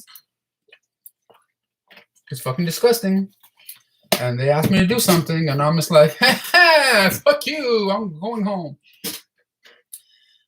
Keep it, yeah. You'll see videos coming soon. Talking about my experience and stuff working there. I was there for like close to 4, maybe 5 years, just over 4 years. I know that. Whoa, what's going on here? Yes, independent store owners of 2 decades ago were best, including video stores we'll never see again. Sad. No, I know. Do I do shout outs? I could do shout outs in these videos and stuff, but like once I do shout outs like in my normal videos, then it's just gonna get like I do one for one person, then another person's asking me for a shout. Like it gets like that for other YouTubers as well. Like once you shout out somebody, you get all these messages on your social media and stuff. Could you do one for me? Could you do one for me? Could you do one for me? And then it just kind of like it's one of those never ending things, and I don't want to start something like that. I don't have a problem shouting out people's stuff, but like it's just that whole thing with getting bombarded, and then if I don't get to certain people's shout outs, that message me on social media or even messages on here, people get mad. You know what I'm saying? Like if I don't answer everyone back, because I know I'm gonna miss a message or fucking something, and people get fucking pissed, and that just turns into another person that gets mad and starts like leaving fucked up comments and stuff in videos. I'm just like, I just kind of like, I try to, chill out with that one. Someone says there's 12 thumbs down on the video. It's okay. These videos get a lot of thumbs down anyway on my channel here. Like it seems like I think I see my average like 50 or something on each of my videos. But it's a YouTube game, man. Things happen. But yeah, man. Let me see here. CD players. Stealing was massive back in the day. CD player stealing. People steal CD players. What was the longest you've been? What was the longest I've been out of a job for? Wherever it is now, from when I got out of Walmart firing me until now. Well, I still have a job at the moment. Well, actually, this counts. I think this counts as a job. So I don't even know if I can. File for unemployment because I get the Google the Google check every month, even though it's next to nothing, compared to actually having a real job. So I can't really file for unemployment when I have this going on. So it's kind of weird, and I can't stop this because this is my my outlet to express myself. But I don't know. I think it's what 5 months, 6 months since I've been out of a job from Walmart and stuff. I'm just scraping by every month when it comes to shit. Like that's why I'm pumping out videos as much as I can on here, and like doing eBay stuff now since everything's closed. Like thrift stores and different things. I can't find inventory to sell and flip on my eBay store, so now I have to like start going through my collection and shit and like picking out little things that that I know I'm never going to watch again and try to make extra income doing that at the moment. And that's how I'm kind of like skating by, with shit. That's why you don't see me buying or like, getting a whole bunch of shit in the videos and buying all sorts of shit. Like when I bought this fucking internet range extender for the price I did, I'm like, what the fuck am I doing? What the fuck? But I'm just like, okay, it's gonna hopefully better my internet experience and my, the live shows and the different things. I mean, like that was like the big main thing that I was trying to do to make things better for the people that watch the video. So hopefully the internet doesn't cut out. And I actually ordered something off of eBay that I'm hoping like it'll make this better as well, the video quality. Like I think I got like an LED light that I'm gonna try to put behind my computer. So like the light, it would be a little bit better lighting. And if I can save up a little bit more money, I'm trying to figure out which webcam to get. Like a Logitech C920 or something like that. I've been looking up like different webcams to like because this one is just built into the Mac that I have, and I know with the webcam that I'm webcams and stuff that can like it's like clip on top of the computer here, and they'll maybe make the picture quality better and sound quality better when it comes to these live shows that I do. So I want to have the best, that I can when it comes to stuff like this for the people that watch and stuff. You know what I mean? Because I know this is not the best picture quality on the planet, by any means. But if I could better it, that'd be cool too. People say YouTubers are scums. I see in the comments right there. Okay, how are we scums? How are we scum? What is your where's your porno stash? Oh, if I did this, just like shave this off and just left that there, but hey, baby, you wanna eat my pizza? I'm a pizza delivery man. Why don't you just run a long ass internet cable, where from downstairs to upstairs? We have 2 stories, dude. I don't know how that's gonna work. And have my mom going up and down these stairs, tripping over wires and shit. That's not a good. That wouldn't be a good thing. Favorite Mexican dish? Oh, taquitos with beans and rice, man. Love that shit. Where is the porno stash in the vault? Haha, porn star. Someone says, okay, okay. But hopefully you guys are enjoying this live stream so far. I think, I've been live for an hour and 36 minutes right now. This was like a sporadic live stream. I didn't think I was going to, I didn't originally plan on doing this one or anything like that. But keep in mind, I am going to be having a live watch-along party for Out and About 2 Las Vegas Adventure, the little, YouTube Out and About I did when I went to Las Vegas and stuff with Gabriel and stuff. It's on YouTube right now for free for everyone to watch and things. But like this Friday, I'm going to be doing a live show and watching it along with you guys, interacting with you guys in the comments. You guys let me know what you guys are thinking as you're watching it and stuff. I've seen people do watch along parties for different movies and things.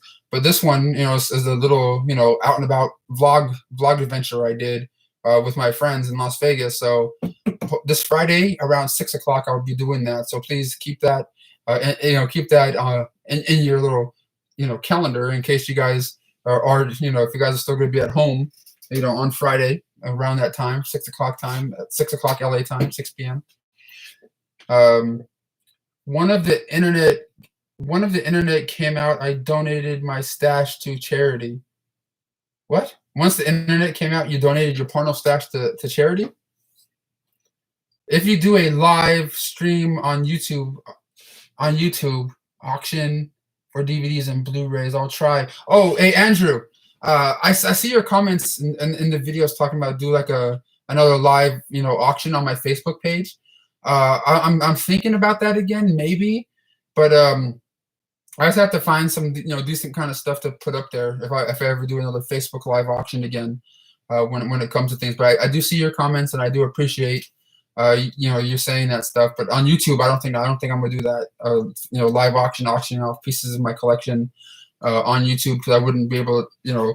It'd be kind of hard to keep track of who's who and what's what, because there's like a lot of people that comment on here that don't have like now, you know what I mean? Like Facebook is more easy. You can message people, private message people, kind of thing. On here, I don't know how to private message anybody on YouTube anymore. Like back in the day, people can private message you, and not just in comments, but like in like a private message area. I don't think that's even a thing anymore when it comes to that.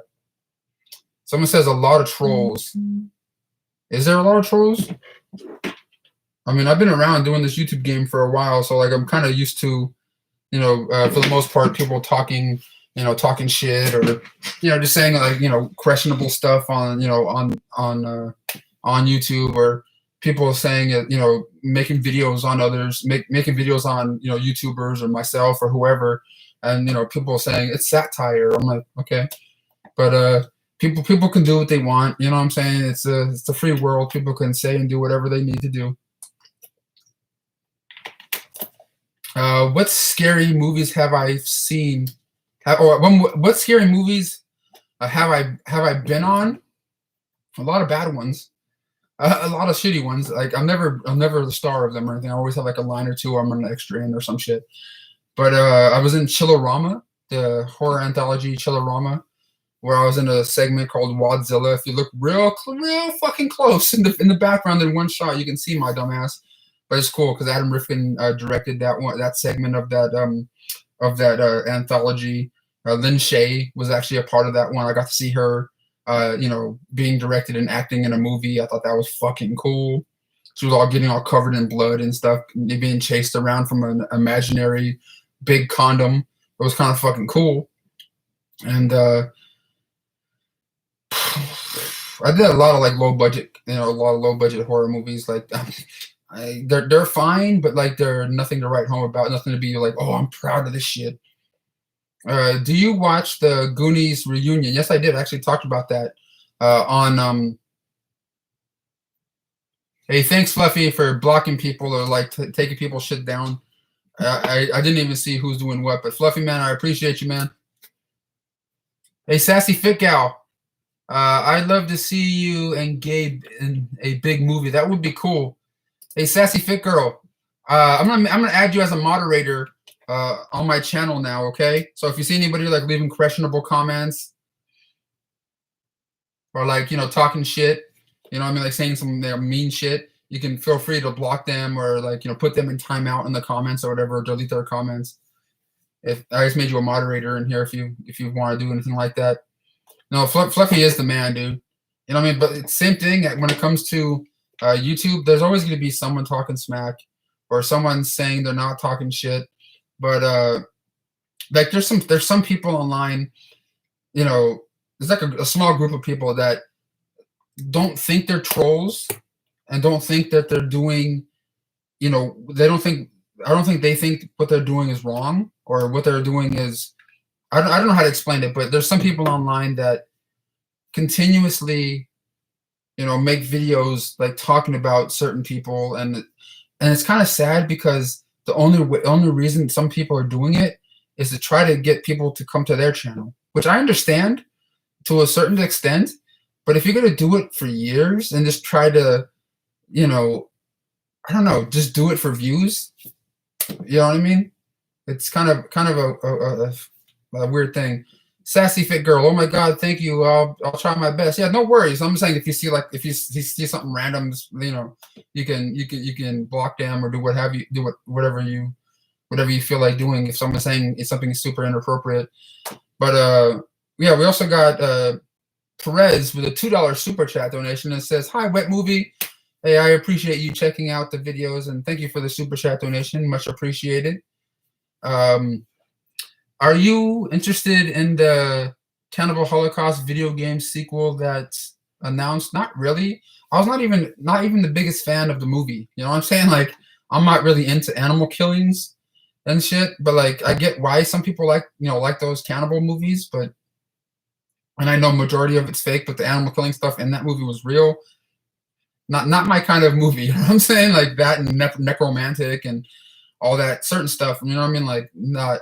When I'm watching certain movies and it's one of those movies where you don't know if it's what you're watching is real or fake, and it's like sometimes it's like a mixture of both. Like some stuff in the movie is real, some stuff in the movie is fake. I don't like watching that kind of shit. You know what I'm saying? Like it fucks with me. Like there was a movie I saw.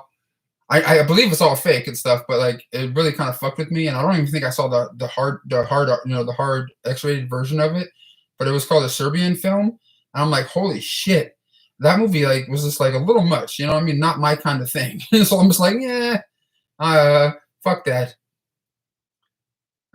Do it to it, laugh out loud. Well, hey, what's going on, Fluffy? Did I miss something? That's why I hate shockumentary movies. I know, but it's just like they're not really my style. Like I know for a fact that the movie Green Inferno was kind of like trying to take, what Cannibal Holocaust was doing and try to like revamp it for today's kind of shit. And even that movie, I know it was all bullshit and fake, but I still not my kind of thing. You know what I mean? Not saying it's horrible, but it's not my kind of thing.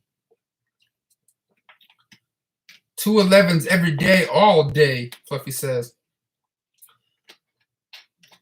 What did I eat tonight? Well, I had, like I said, a chicken, a herb roasted chicken, fucking lean cuisine meal, and I had this apple, but it's like sitting over here on my table, which I have to fucking throw away when I'm done with this live show. Cause that's what I had right before I started doing this right here about an hour and 45 minutes ago.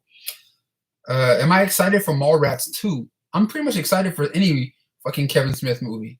You know what I mean? Especially if it's uh, like Mallrats or Jay and Silent Bob related. Like I want, like some stuff like I'm not a big fan of everything he's done. You know what I'm saying? Like Red State. I know it was him trying to do something different. Not really a big fan of that movie. The movie Tusk was okay, but definitely not one of my favorites of his movies. I like that he was going into the horror elements, the horror movie world with that one. But I still not one of my favorites. I did like Cop Out. It didn't have Jay and Silent Bob in it, but it had Bruce Willis, and it was his movie that he directed and stuff. I dug that, but that one got a lot of shit.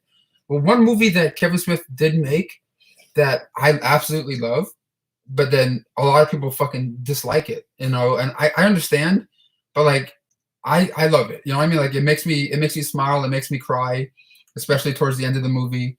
I talked about this multiple times in live shows, I believe, and it's called Jersey Girl. It has Ben Affleck and Liv Tyler, which I absolutely fucking love Liv Tyler ever since Empire Records, and it's a relationship movie. You know what I mean? And it came out during the height of Ben Affleck and Jennifer Lopez being together, because Jennifer Lopez and Ben Affleck made a movie called Geely, which came out and flopped. But they made that movie, and they also made Jersey Girl together. And Kevin Smith was like, "Oh shit, maybe we can ride the coattails of this popularity or this, Bennifer." I think it was called Bennifer at the time, right? The relationship Bennifer, and they made a movie where it was J Lo and Ben Affleck as a couple, and they had a baby and stuff like that. Shit went wrong, something happened to J Lo, and then Ben Affleck had to start a new life. Then he came across years and years later Liv Tyler's character and stuff. But it's definitely not an amazing movie, but I absolutely love it. And I got to see like a director's cut version of this movie with Kevin Smith at this convention, or not really convention. It was like a marathon. It was called Vulgarthon. It was like a movie marathon where it plays all his movies from the Viewer's Universe back in like 2002, I believe it was, in Hollywood at the Cinerama Dome. And he played this like the extended version of this movie. And because in the original version that you guys see on DVD and Blu-ray and stuff, you only get Jennifer Lopez and Ben Affleck in the first like 5 minutes of the movie, and then Jennifer Lopez dies and stuff. You know what I mean? In complications of birth and all sorts of shit. She dies within the first 5 minutes of the movie. But in the longer version of the movie, you get her for like 20, 30 minutes before that happens. So you get more of a relationships thing with them. And then like there's even more stuff that happens, towards the end of the movie.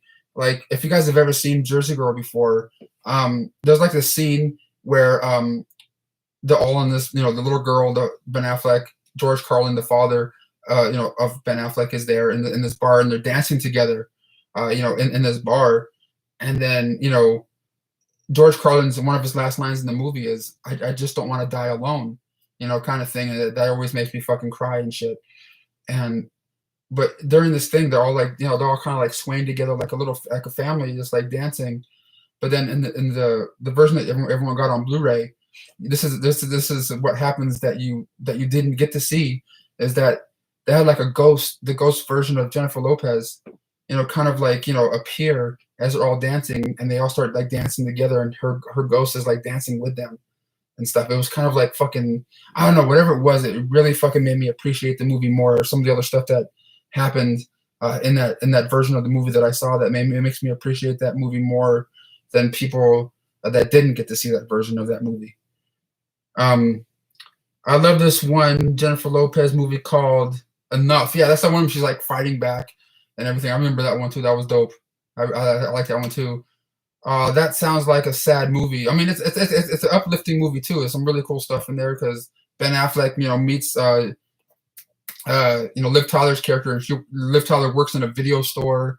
Ben Affleck and his daughter go to the video store to rent movies, and that's how he becomes, friends with Liv Tyler and stuff. It's really a cool fucking movie, especially if you've seen the longer version of it. Nobody will care about spoilers for Jersey Girl. No, I know, that's what I'm saying. Fuck it, you know what I'm saying? like no one cares. But like, I absolutely love that one. It's one of my favorite movies of his. That's not like a Jay and Silent Bob movie. Even though I love Jay and Silent Bob and Clerks and shit, but like, that's one of my favorite movies that are not like that. Someone says ASMR video? Question mark? Question mark? Question mark? Question mark? Question mark? Hey, hopefully you guys are enjoying this video right now. I got both movies. Masks, Halloween 2018. Oh, cool! You got some of those. You got those signed. That's pretty fucking cool. That you got some of those Halloween masks signed in your collection, Lee Bowers. That's dope, dude. But let me know in the comments right here of this live chat. What are some of your favorite Jennifer Lopez movies in the comments down below? I always kind of like that one. What's it called? Manhattan. Maid in Manhattan.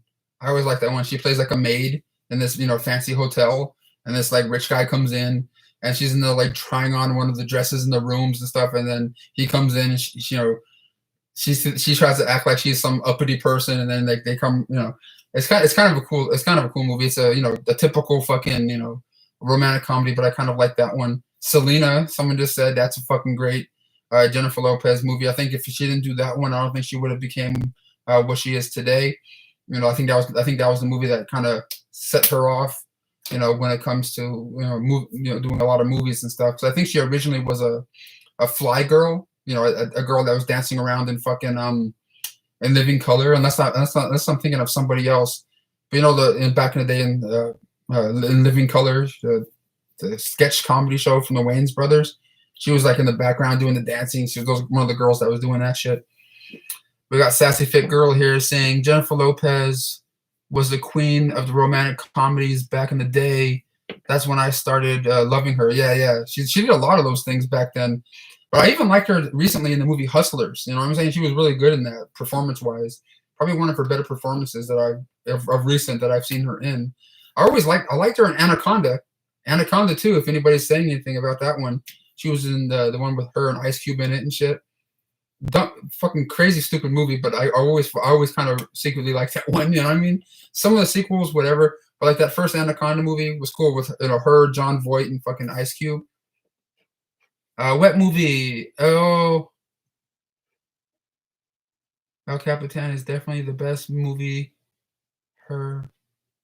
Who? I don't know if I've ever seen that movie before.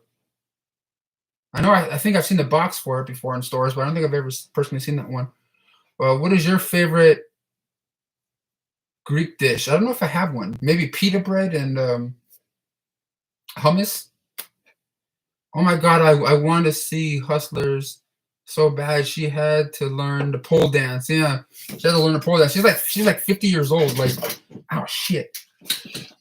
Yeah, in that movie, she's like 50 something, learning how to. She's like pole dancing, and she has like she doesn't look like she's 50. You know what I'm saying? She's doing all sorts of shit.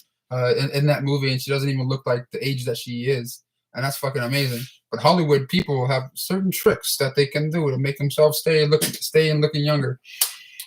Jessica Alba's cool too. There's a movie that I've always liked of hers that she's in. I think it might even been one of her first ones that she actually had a lot of dialogue in that she's one of the stars of. But I believe it was like a straight to DVD title that has like it also stars Patrick Renna, who played the great Hambino from Sandlot and stuff. There's a movie that came out that stars her and him, and it's called what's it called? Punks. You know what I mean? It's like her and these other nerdy kids trying to like save her father. It also stars the Fonz in there. What's his name again? The guy that played the Fonz. But like, if you guys have ever seen the family movie called Punks, that movie's fucking dope. And someone says Idle Hands. Yeah, she was called in Idle Hands too, but I think Shout Factory is putting that out on Blu-ray as well, on like a collector's edition soon. I'm hoping to maybe snag that one up one day soon. Hopefully, we'll see how things go. It gave a choice of one. What is your favorite movie genre? Probably comedies, because it takes my mind off of shit. But I do comedies, martial art. But if I can find a great martial art movie, a martial art comedy movie, holy fuck.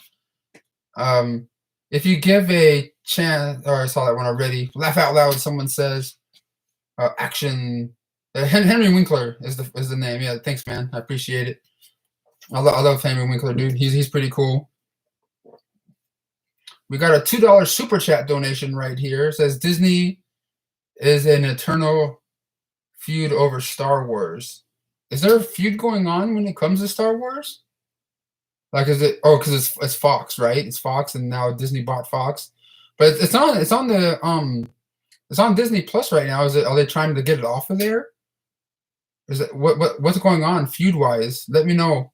But thank you for your $2 super chat donation. All super chat donations are welcome. Just watched Argento's Cat of Nine Tails. That's cool. I've never, like I said, never really been the biggest fan of Giallo films. I don't know, like that and Suspiria. And you know what I mean? Like, it was someone says, what was it again? I live in SoCal. Can we do a meet and greet? I'm not one of those kind of YouTubers that really does that, but if you see me out and about somewhere, you can come up to me and say, hey, how you doing? Oh my God, Monster-in-Law. Oh, yeah, Monster-in-Law with J-Lo. Yeah. I remember that one too. What's that other lady's name in there that's in there? John. Ah, fuck, I forgot the other main lady that's in that one. Jane Fonda, I think. Brendan, you need a stripper girlfriend, homie, give you a lift. I need a girlfriend that's a stripper. How is that gonna help? Wait, it might help. I don't know. But we got another $2 super chat donation right here. Thank you again, sir. Kung Fu comedies, Kung Pao and Kung Fu Hustle. I will say Kung Pao I like a lot more than Kung Fu Hustle. Kung Fu Hustle is cool. It has some great shit in it. But Kung Pao is amazing. You know what I mean? Like, it's I believe was it Bob Odenkirk or Steve Odenkirk or something, and he took an old 70s martial art movie and like imposited, like inserted himself in it and like shot other stuff and made it look like it was one big movie. I fucking love that thing, dude. But like martial art comedy wise, like Drunken Master is amazing. Even The Legend of Drunken Master is super fucking dope, which I think I may watch soon. I have it like over here. I might just pop it in for the hell of it now because it's in my mind. But like a lot of like Jackie Chan, comedy, martial art comedy movies are like the shit to me. Don't send to Ladies of the Night. No, I know. Wind blows. Wind blows? Kung Pao was ridiculous. No, it was ridiculous, but amazing at the same time. For people that have never seen it, definitely look it up, man. It's fucking insane. There's like I said, an old movie from like the 80s or 70s or 80s, kung fu flick, and then an American dude coming in, like reshooting some shit and editing it in a certain way and making it seem like it's, I don't know, it's fucking insane, but I love it. There's like a cow in it and all sorts of weird shit going on there. They Can Call Me Bruce. That was cool. That was okay, but that's also they made two of those, I believe. But like, there's also movies that no one really talks about that often. I'm like, so I was surprised you even fucking said that. Holy shit. Brendan, where are you going to work after this virus ends? I have no idea. I have to wait to see what happens when certain places open. What opens first? What goes on? Because to be honest, right now, even if I was able to get a job somewhere, which would probably have to be like a supermarket or a fucking Target or something, because pretty much the only places I can go to out here that are hiring or that have maybe have positions open. I don't know if I would want to do it. You know what I mean? Like, be out there around all these people and put myself even more at risk of maybe getting something, because I already have bad anxiety as it is already. But having to be around that, like if I was still working at Walmart right now, I don't know if mentally if I can even do it. On top of like the management and the not, and everybody else that talks down to you and all that shit. Do this, do that, do this, go here, go there, clean this, do that. And then on top of like wearing a mask, because like already putting those masks on, it just makes me, in the way I have to breathe and the way it fogs my fucking glasses up is so fucked up. You know what I mean? It's just like the anxiety and the stress about shit. I don't know if I can even handle that. At least if I had to get one like right now, maybe if like everything opened up again and things seem to be better, what maybe. But like, I don't know if I have to get a job right now, I would love to work at a place where there's not like fuck tons of people. You know what I'm saying? Like, it's not a supermarket, not a fucking Target where there's like fucking lines of hundreds of people trying to get in at one time. You know what I mean? I would like to maybe work at like a small restaurant. I'll clean dishes. I don't give a fuck. But like, you know what I mean? Like a place where there's not a whole influx of people. You know what I'm saying? Or at least the way the world is right now. The Water Boy, can you do it? Can you do it? Gatorade 2000. Huh? Brendan selling Hollywood tours. I don't know about that. You know, I don't want to be one of those assholes that's on the street going, like, show you guys where Tom Cruise lives. This is Tom Cruise's house. This is the Grauman's Chinese Theater. Sassy Fit Girl says, I'll give you a hug right now if I could. Be strong, B. Well, thank you, girl. Keep doing what you're doing with your workouts and shit. I see you. I see you. I worked as but guys, if you guys are in this chat right now, Sassy Fit Gal has her own Instagram page, and she's trying to grow it right now. Check it out. If you type in Sassy, if you type in the same name, she's one of the moderators in the chat right now. Follow her on Instagram. She's super cool. She'll give you some tips on how to work out and different things and what you can maybe do to better yourself when you're at home and stuff. Because that's what she is doing. She's doing workouts from home. So that's what most of the people are doing these days. But check her out, Sassy Fit Gal on Instagram. If you guys want to check her out, please do so. And if you do follow her, send her a message on one of her pictures saying "What Movie One sent me." We got a $2 super chat donation again. Thank you again, sir, for Proto Man. Huge surplus of overqualified folks out there, or huge surplus of overqualified folks out there now. What do you mean, like people that are too wise or too good for the shit that they're doing? Like when I was doing, maintenance and stuff, at Walmart and at AMC, when I worked at the AMC and stuff, I was a maintenance man / ticket taker years ago. Well, when it comes to AMC, that was a long fucking time ago. But I didn't think I was better or worse than anybody when I was just trying to be me, trying to do my shit, get paid, go to fuck home. But I don't know, man. It seems to be really weird out there these days. Fluffy, you think you will ever do a movie collection video? I don't even know if Fluffy's in the room anymore. Fluffy, are you still here? You can always make a t-shirt design website, learn shirt skills, trade so you can have more options than just Target. Shirt skills. What is? I don't understand what that means. What that has to do with Target. Keep in mind when I read stuff, I forget shit. How Sassy, is that you with the AC/DC shirt? I think that's her, man. I think she put up one of her recent things on Instagram. As she has that on there. But yeah, definitely check her out on Instagram, Sassy Fit Gal. She's actually a super cool person. She's been watching the videos for years, and we talk every once in a while through Instagram and stuff. Super cool person. I've never met her before in person or anything, but she's super cool. How's the internet thing working out? It seems to be okay. Like, what does it look okay to you now? Like, do I keep getting cut out or anything like that? I don't think I've seen that little symbol that comes popping up when it comes to like internet outages or anything. I heard that them theme parks will be closed until 2021. Well, that's okay. I don't really go to theme parks that often anyway. But I know people like my buddy Adam LaRue and a lot of like people that love theme parks are kind of upset about that. But I don't know how true that is, but like most likely it is because big places with big gatherings and shit. But I don't know. Like I never really been a guy that goes to the theme parks all the fucking time or anything. I love Universal, that's cool, but Disney has always been kind of too far and out of the way for me to even get to when it comes to that place. Your internet is much better now, but still not great. Well, thanks, man. I'm trying. I'm working at it. You guys know I'm trying my best to try to better the channel, better the quality of streams of the streams I do and everything. I'm glad I could help. Oh shit! Sorry, Fonzo. Oh, fuck, dude. Fuck. We'll talk, Fonzo. We'll talk. Fuck. Your ASMR video was a success. Almost 10K.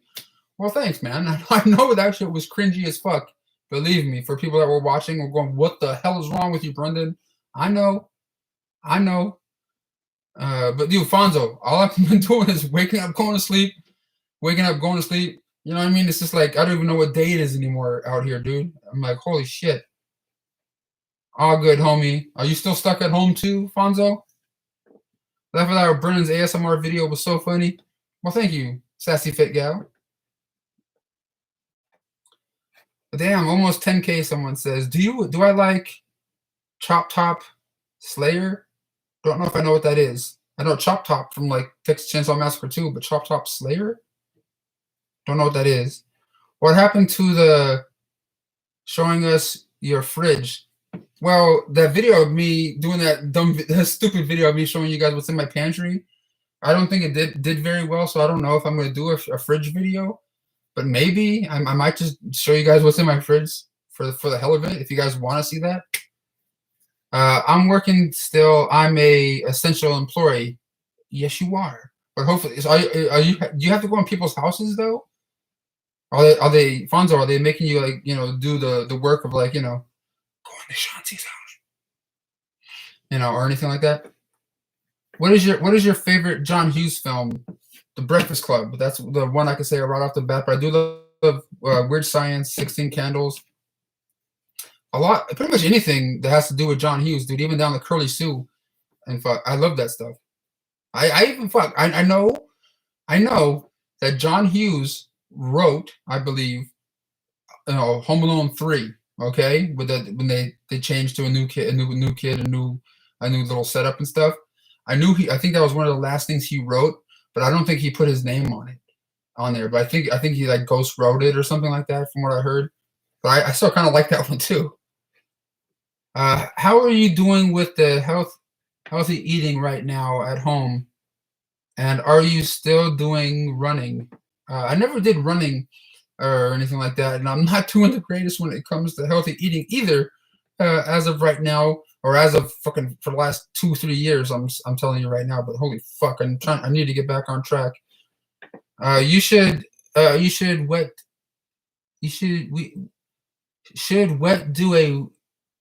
do weights or cardio. People over the years were telling me I should do the fucking weights and things, but I don't know if I can handle that kind of shit.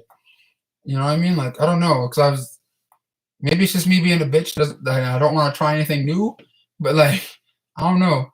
Brendan, you should sell or donate like 85% of your DVD collection and just relax with your life.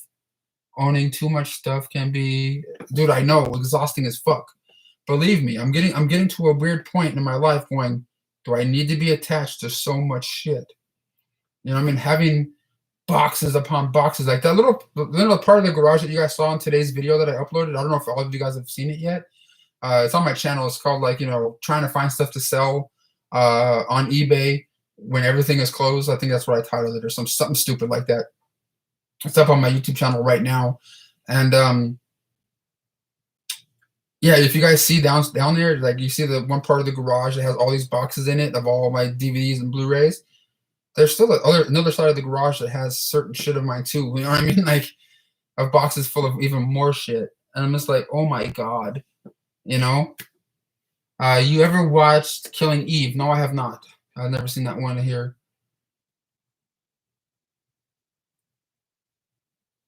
Do machines, don't do weights. I can't do machines now. You know what I'm saying? I don't have a gym that's open. I don't have any equipment I can work with over here at the house, the new place I'm at. I'm kind of, fucked right now when it comes to that kind of stuff. I prefer Home Alone 1 and 2, Joe Pesci and Daniel Stern. Dude, me too. Me too. I love those movies. But I'm saying the third one, too, is still kind of okay to me.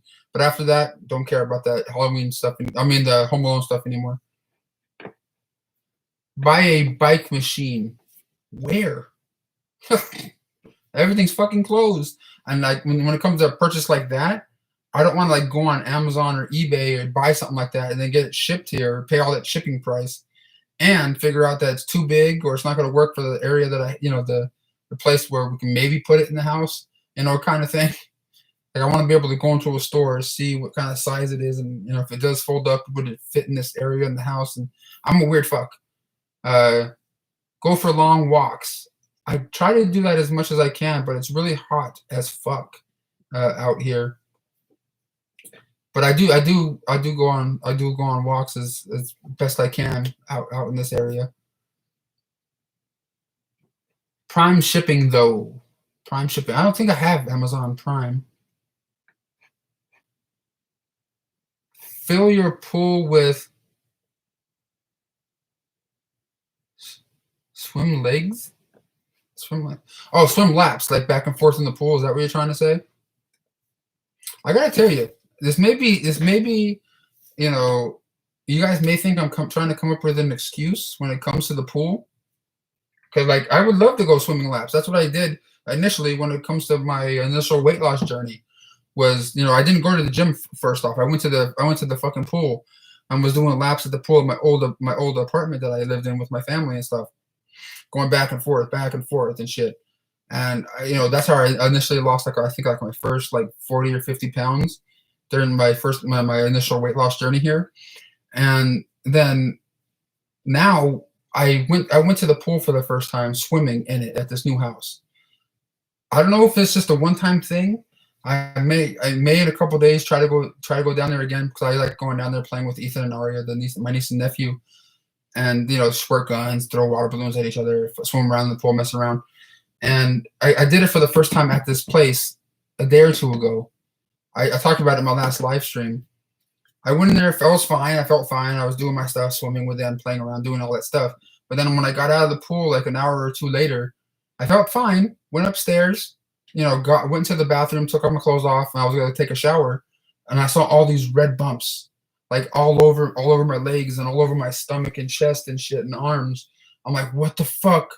Because like if you've seen old videos of mine, at least one I did, like talking about my weight loss journey or like life update or something, and I showed you guys my legs. I already have lymphedema already as it is anyway, no matter how skinny or small I was or anything. I always had lymphedema, so my legs are always, bigger than they should be, for the fluid retention that I have, or whatever the fuck, you would want to call lymphedema, whatever it does, because I'm not technical on shit. But I took off my clothes, and I had all these bumps all over me again, like those red bumps that were on my legs before that I filmed. I filmed and showed you guys in the video. I forgot what video it is now, to be honest. And I'll get to your comments in a second. I see Sassy Fit Girl saying stuff. I'll get to you in a second. And I saw all those same bumps all over me again, and it got me into like a weird fucking panic. And I was like in the bathroom going, what the fuck? And like my stomach started feeling kind of like really woozy and stuff, and it felt like I had to like take a big shit.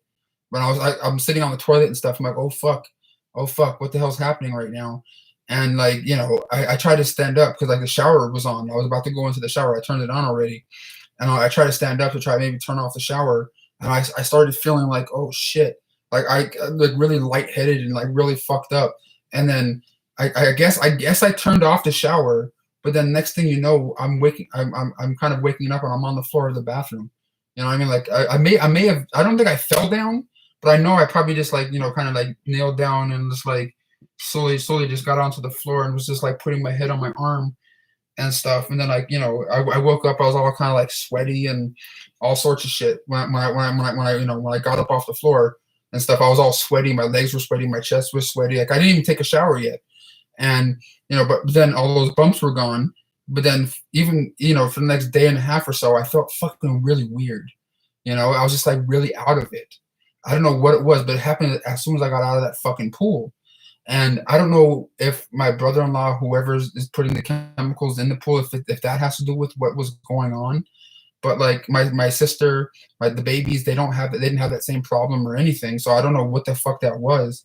So like I might need to try to like, if I do go in the pool again, I'm gonna try to like monitor myself and like look around and see what the fuck, if it's the pool that's doing it or what, because that really freaked me out. And like, like I don't know how, to be honest, how long I was in the bathroom, like on the ground. I was ass fucking naked in the bathroom, just fucking, laying on the fucking floor and shit. I mean, like what,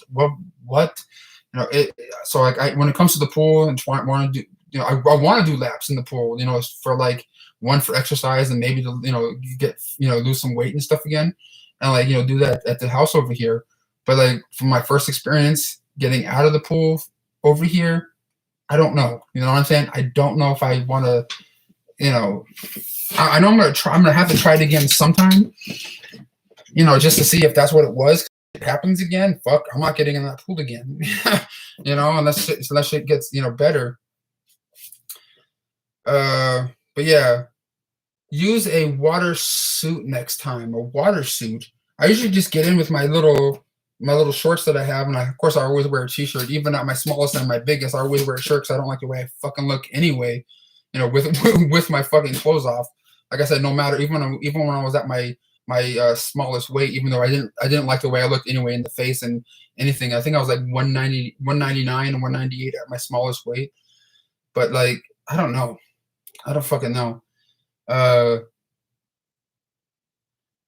Chlorine is actually really bad for the skin. Well, yeah, I don't know. I don't. You know, when I went swimming at the old pool that was in my old complex, I never had an issue with that. But I did during summertime. You know, I don't know if you guys remember this during my initial weight loss. If you guys followed the videos or been watching a long time, um, I went to Universal Studios once.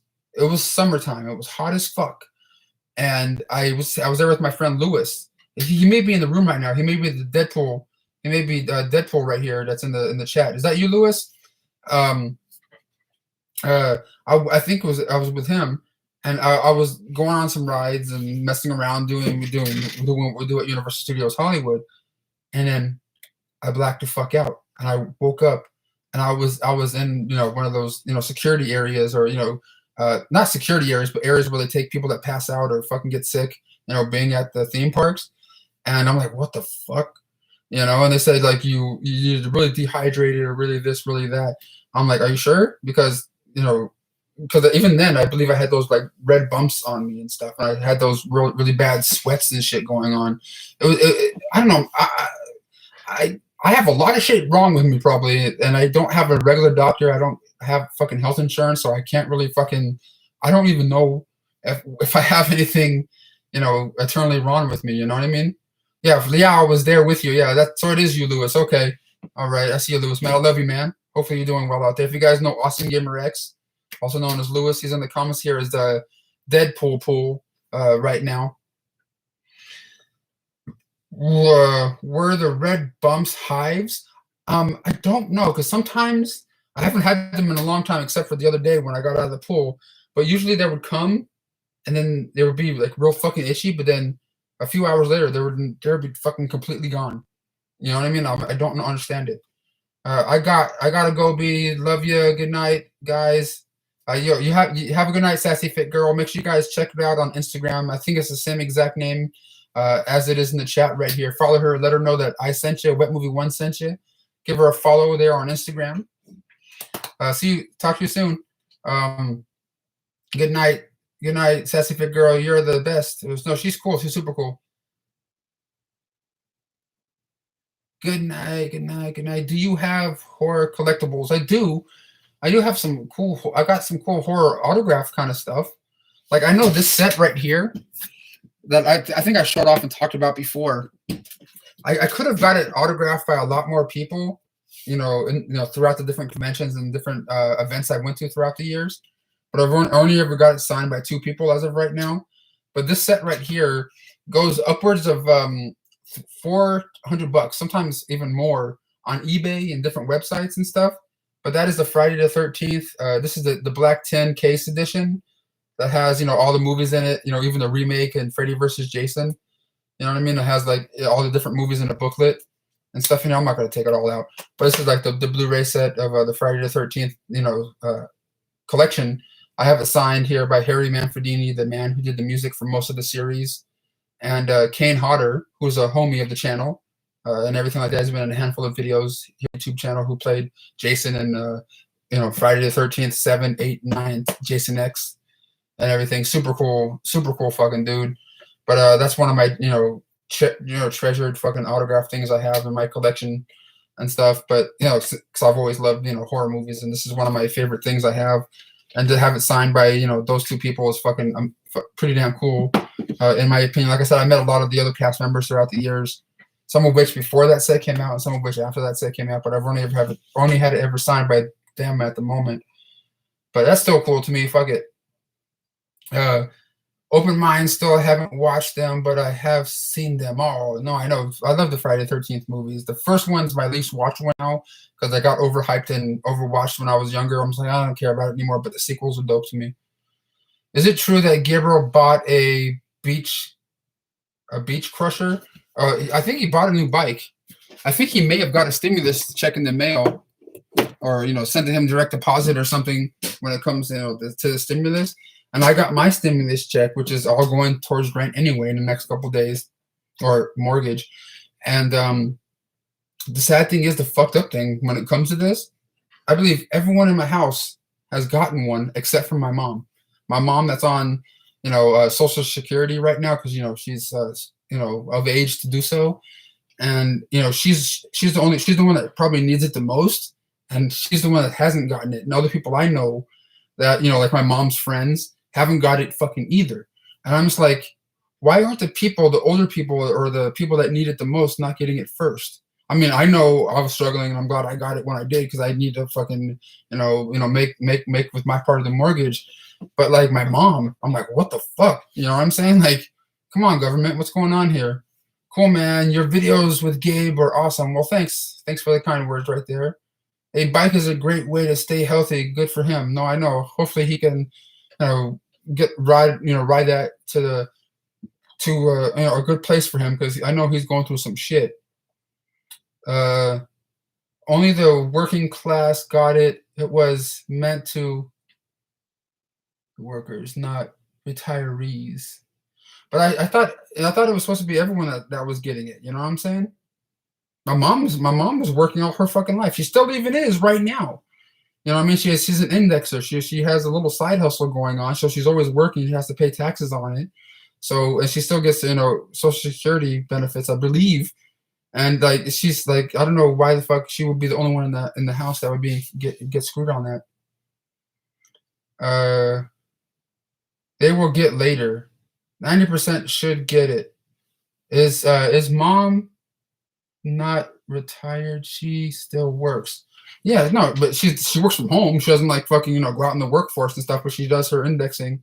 But it's like that job she has is sporadic. It's all up to the publishers or whatever it is she works with that give her new books to work on to do her shit.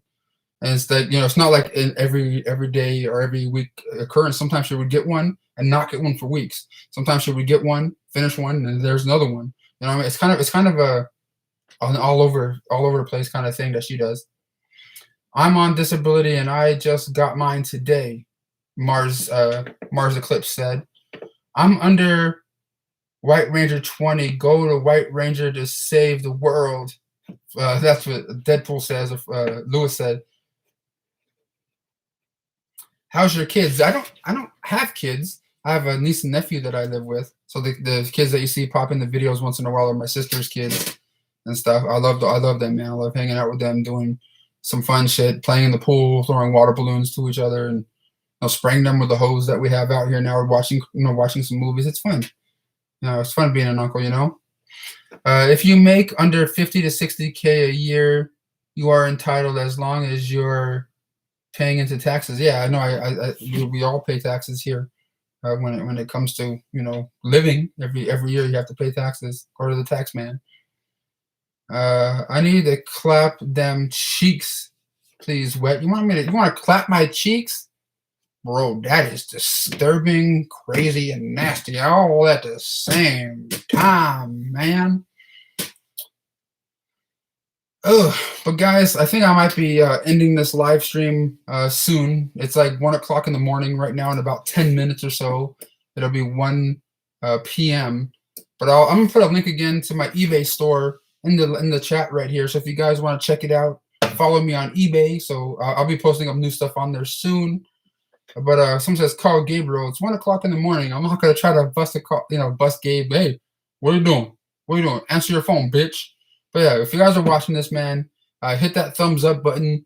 We have 222 of you guys in here right now. Do you think we can get to 160 thumbs up as we speak right here? Post that Friday set up on eBay. I don't know if I want to do that, man. What would your offer be? What would your offer be if I did that? Do you have an offer you would like to throw out if I did sell it? Because it would have to be something really big and out like what the hell kind of price for me to even want to part with that. Can you make a PayPal donation without having a PayPal account? I don't think so. I think you have to have a PayPal account for something like that. I'll give you $100. I'll have to pass on that, sir, because they used ones go for at least $300. I've seen them go upwards of $600 to $700 online, and that's even signed by two of the people involved in the making of those movies. The guy that made the music, the and fucking Kane Hodder who played Jason from 7 through 10, in that series on there. I'm crazy again. Laugh out loud. You're not crazy. Damn, what the fuck, for real? Yeah, man. Look up on eBay, man. Look at the prices that says going for. It's been out of print for like a year or two now. Friday the 13th Part 7, New Blood. I love that one, dude. When like that girl's like throwing shit, using her mind to like throw shit at Jason. That's fucking killer, isn't it? I always love that. I always love that one. It's one of my personal favorites of the series. Not just because it was Kane Hodder, but it's just one of my personal favorites when it comes to the whole franchise. Call me Brendan. I'm awake again. You're awake again. Someone says $20. No. Oh, and people that watch the videos that go to the eBay page and leave messages to me, like, hey Brendan, would you take $5 for some, for this item, or this much money for this item? If I don't have make an offer button on there, that's pretty much the price I'm asking for the item. You know what I mean? Like, I don't know. So what the hell? Someone say fuck you.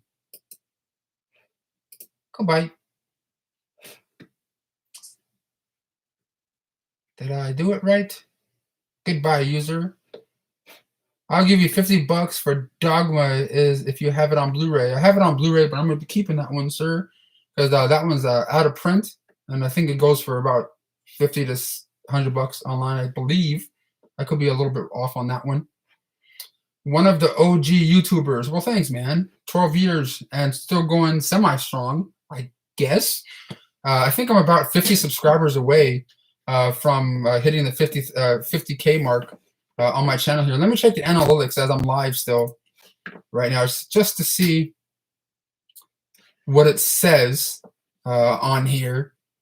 Let me see. Yeah, I'm at 49,969 subscribers right now. So if anybody out there, hit that thumbs up button and hit that subscribe button, just in case you got unsubscribed from my channel. Hit that bell notification so you guys get notified whenever I upload new content, because sometimes YouTube unsubscribes people, from certain channels and stuff. I don't know why, because it happens to me too sometimes for certain channels I watch, like Ryan 1988.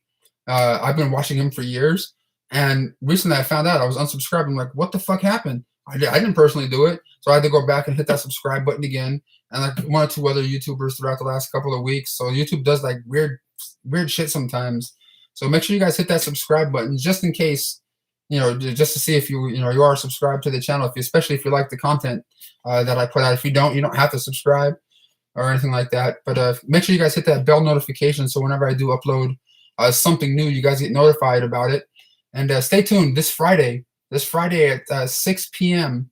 Wait, I think so. Yeah, 6 in the afternoon. I'm gonna be having a live watch along party here on my YouTube channel, just like this. But we're gonna be watching Out and About 2: Las Vegas Adventure. The Out and About YouTube movie vlog I did in Las Vegas with my friends, and you guys can watch it with the link that I have, because you can watch it for free right now on my YouTube channel. And I'll have a watch along party. You guys can leave comments, let me know what you guys think. I'll discuss it with you as we're watching it together. And yeah, so hopefully you guys are down for that this Friday, 6 o'clock LA time. I'm not sure exactly what that one is, but hopefully you guys what that means for you guys that live in different parts of the world. But please come on down this Friday at 6 o'clock, and I'll see you guys for the watch along party for Out and About 2. Hit that thumbs up button, and I love you all. Thank you for joining me for this late night live stream. Deuces, everyone. What? Yeah.